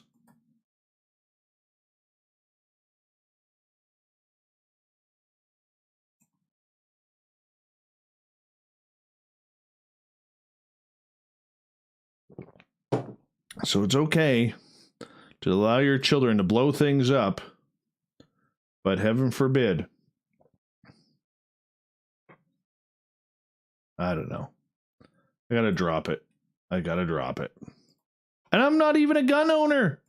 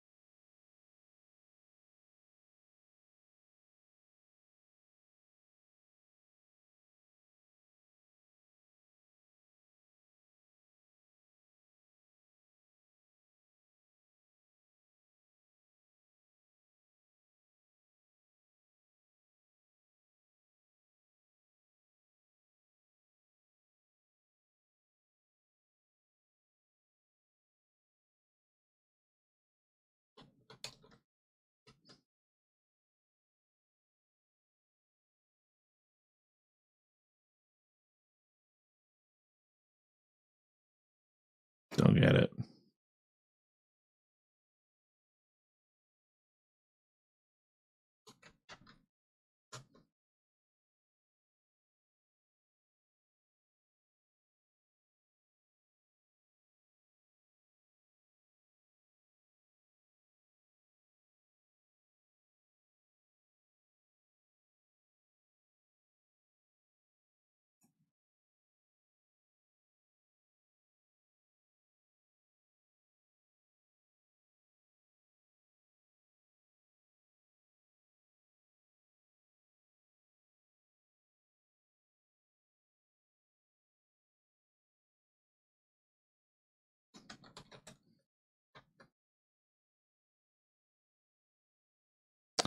I remember when my daughters were young, I had to, I actually stopped them from watching a lot of these Disney television shows like The Sweet Life with Zach and Cody and all of this because of the way they portrayed and disrespected adults in all of these shows. And I thought it was absolutely disgusting at how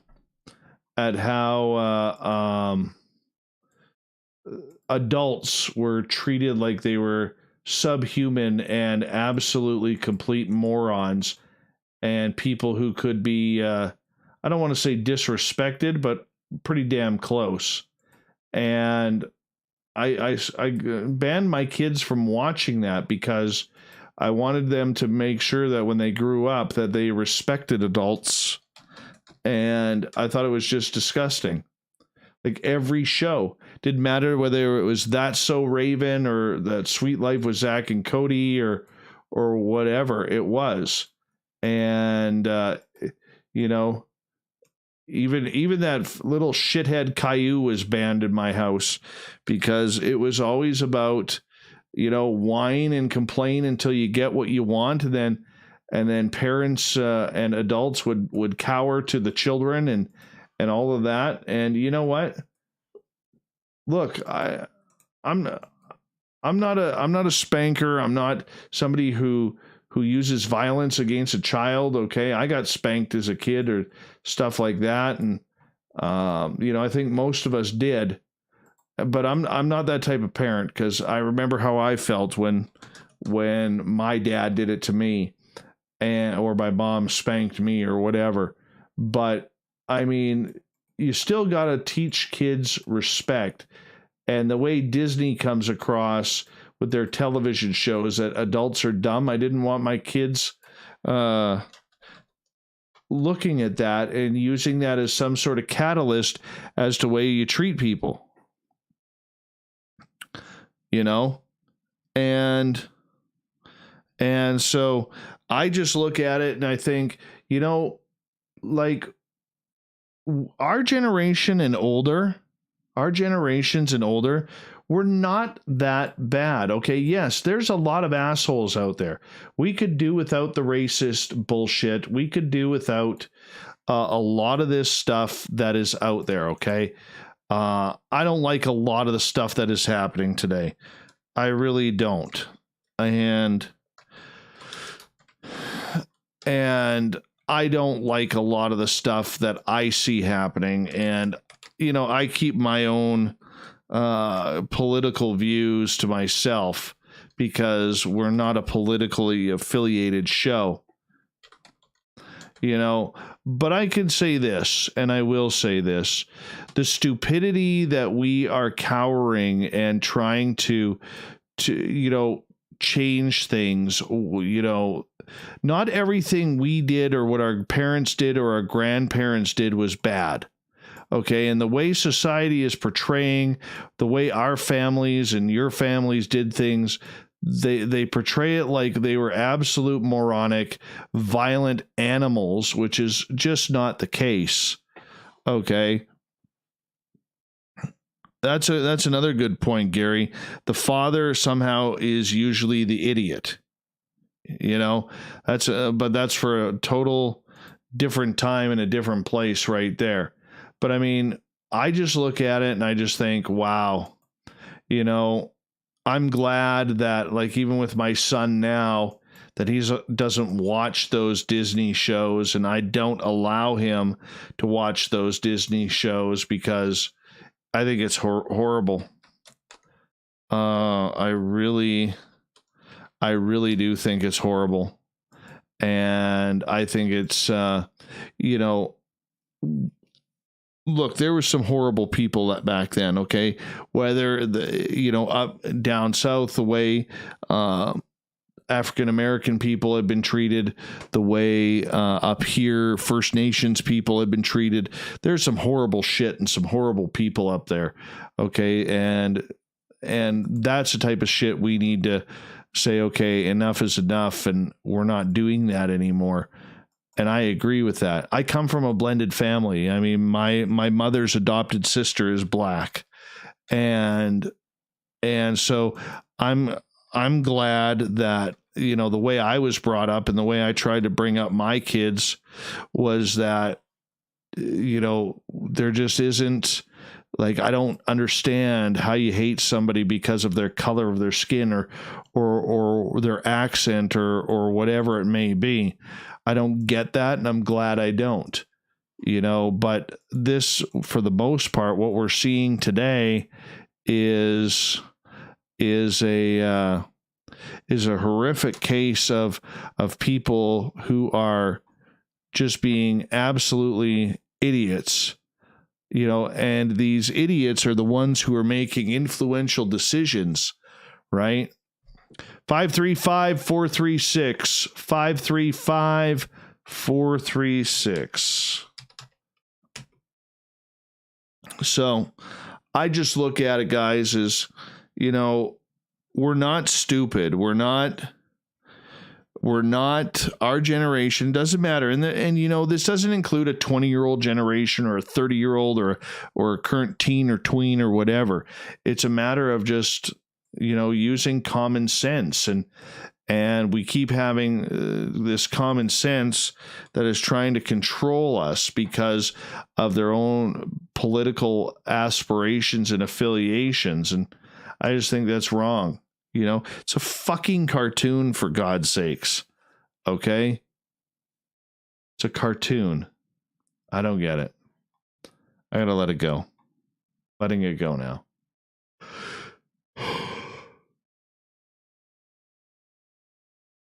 I guess this is now my offended for the day thing.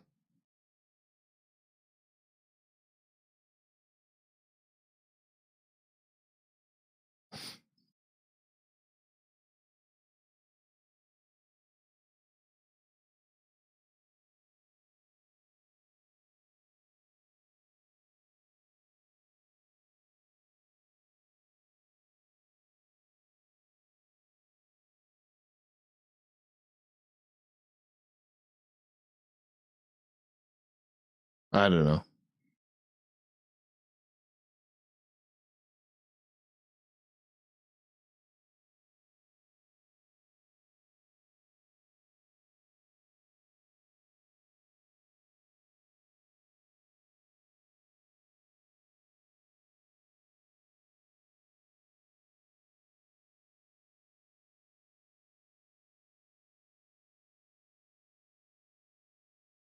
I mean, how do you... I'm not even going to get into it. I got to calm down.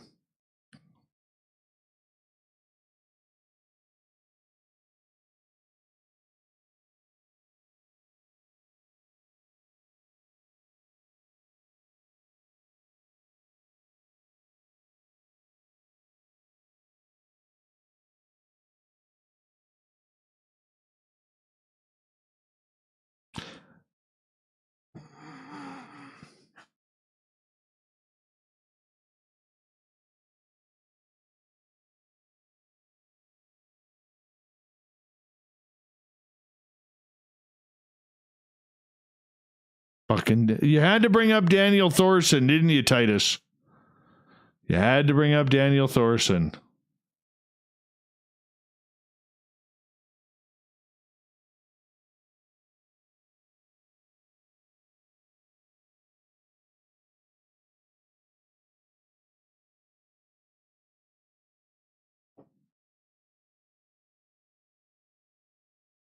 But then again, we're coming from a society where we see people driving with masks on in their own vehicle, nobody inside, and they're driving with a mask on.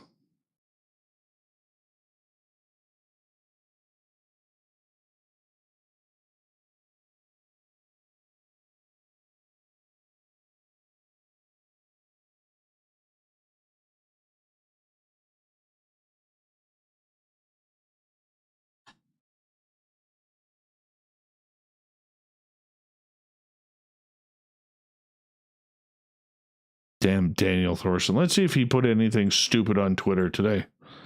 Daniel Thorson. Or is he? I think it's D. Thorson.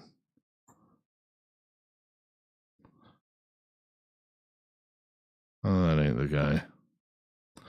That's D. Thorson. There he is, the prick.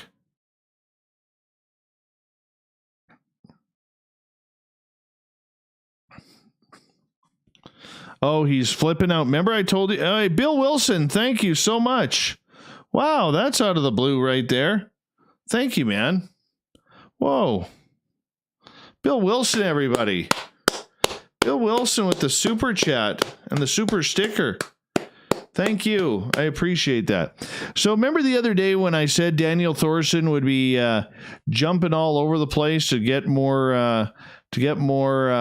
likes on Twitter and Facebook? Yeah. Good old Danny, he's up a couple hundred in the last few days here.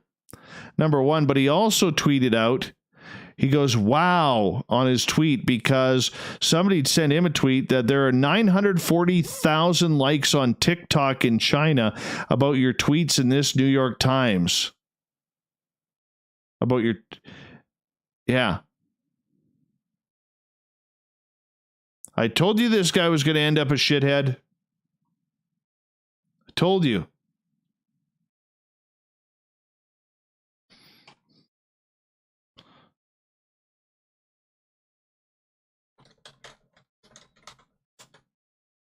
Uh-huh. Guy's a complete shithead. We had warning about this, people.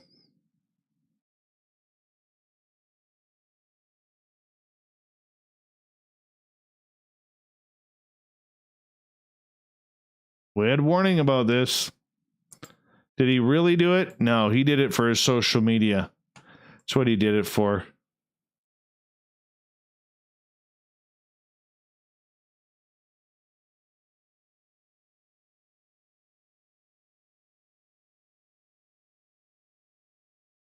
Mm-hmm. Told you all it would happen.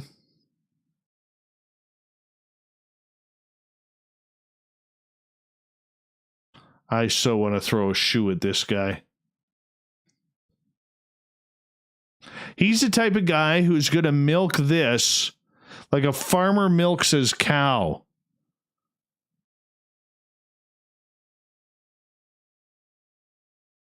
Yeah. And old Danny Thorson. What a piece of poo he is.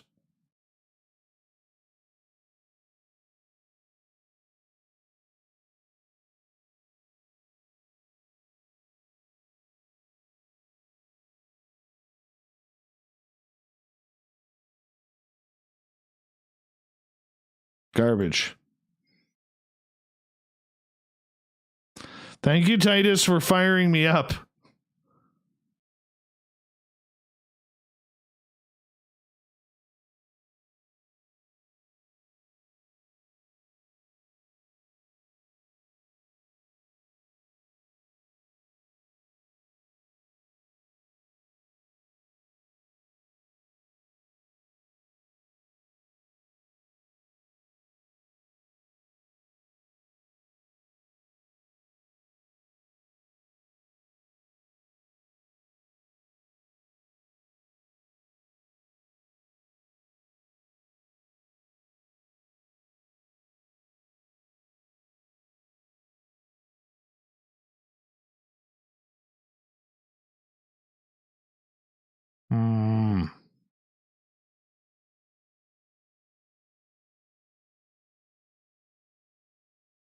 Don't like it.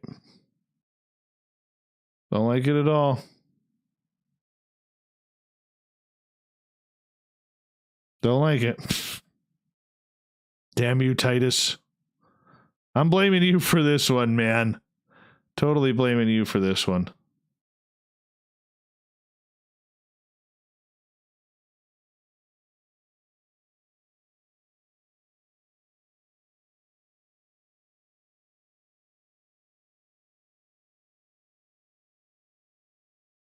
So I watch a lot of weird fishing shows out of like Asia. Okay. And on YouTube, and I don't know why, they just fascinate me. So one of the ones that's been fascinating me lately is when they put like they take a bottle of Pepsi or Coca-Cola and then drop Mentos into like a catfish hole, and all of a sudden all these catfish, and they pour the Pepsi into the hole, and it mixes with the Mentos and everything, and it just kind of starts shooting catfish out left, right, and center. Well, this one guy puts a snake in this fishing hole. Okay? Takes a snake and puts it in this hole. These catfish are jumping out of there, and they're all sizes. Like, some of them are like 10, 15-pound catfish. Like, you got to be kidding me. All over, these catfish apparently don't like snakes. They don't like snakes. I mean, this guy and his family, they're going to be eating catfish forever. Hope he sells them.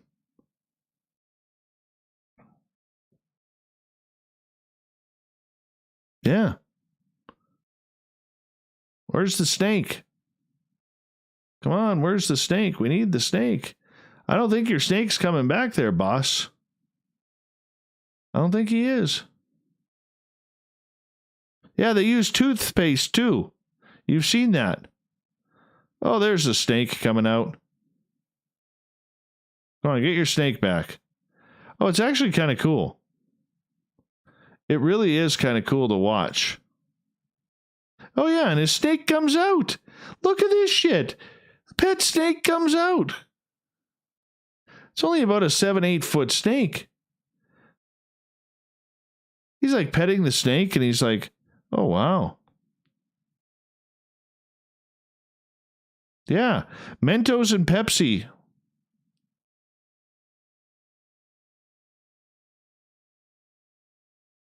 No, I never got Bill the dancing fish show.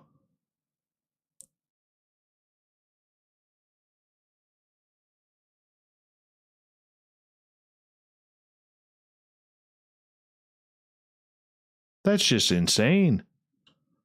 Just insane.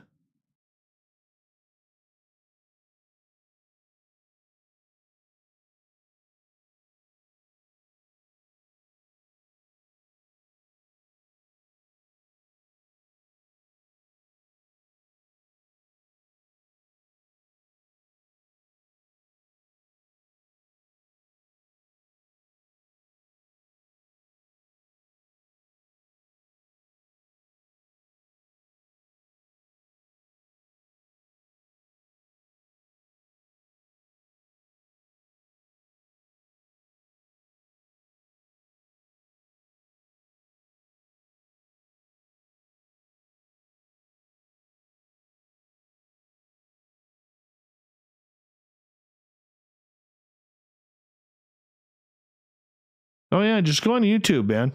Then you get these guys in China that bring these, what they wait is they wait for the tide to go out.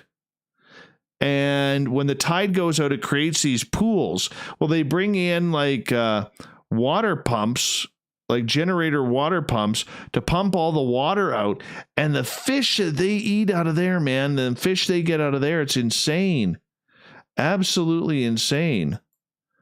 And, you know, I mean, but they eat everything over there. Like you see them eating like snails and, you know,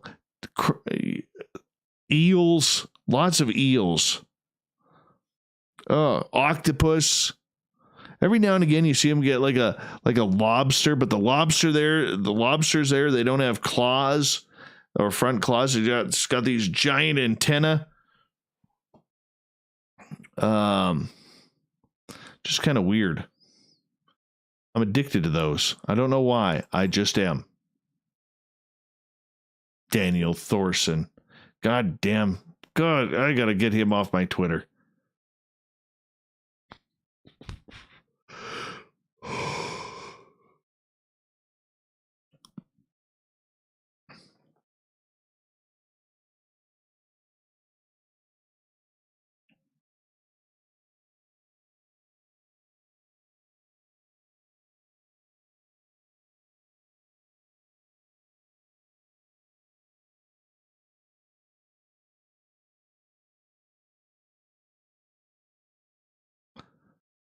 All right. I think we're almost done here for the night. We is almost done here for the night, and Davey gets to go to bed. That'll be fun.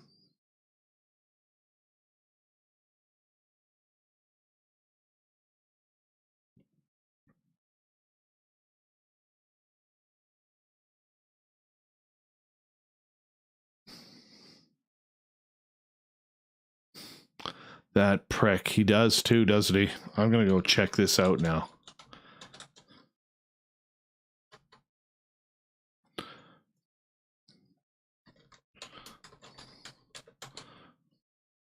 He does. Oh my God. Oh my God. Now I got to let Giordano go. No. What's his channel called?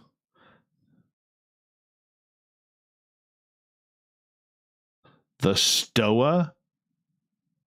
The hell is the Stoa?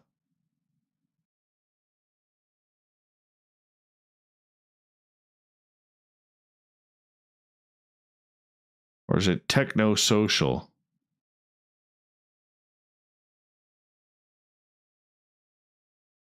Let's see. Techno Social.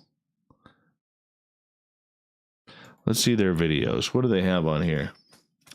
War for Eternity, the philosophy of the new far right, unifying psychology, and the fifth emergence point on debt, sacrifice, and the plague.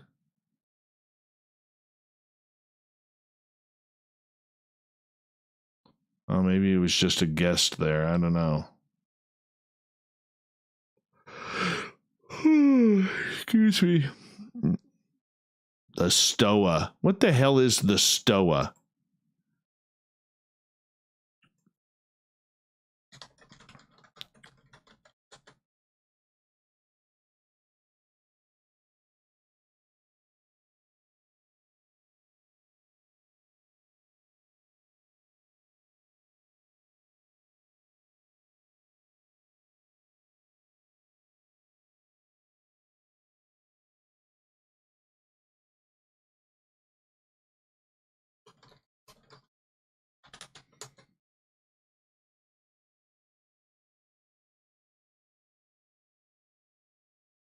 Hate this guy. I hate this guy. Can't even look at him. Can't even look at him. Anyways, I'm going to bed here. Corey, before I go to bed, I got to call you. So pick up your phone when I call. And on that note, everyone, I am going to bed. My hair looks fantastic, actually. I'm looking at it right now. Oh, my God, does it look good? Yeah, it does. It looks real good. So I will chat with you all tomorrow night. I'm going to go get some sleep. First, I got to call Cordance, the booking guy. And yeah, we'll chat with all you guys tomorrow because we do that whole we own the night thing. You know what I'm saying?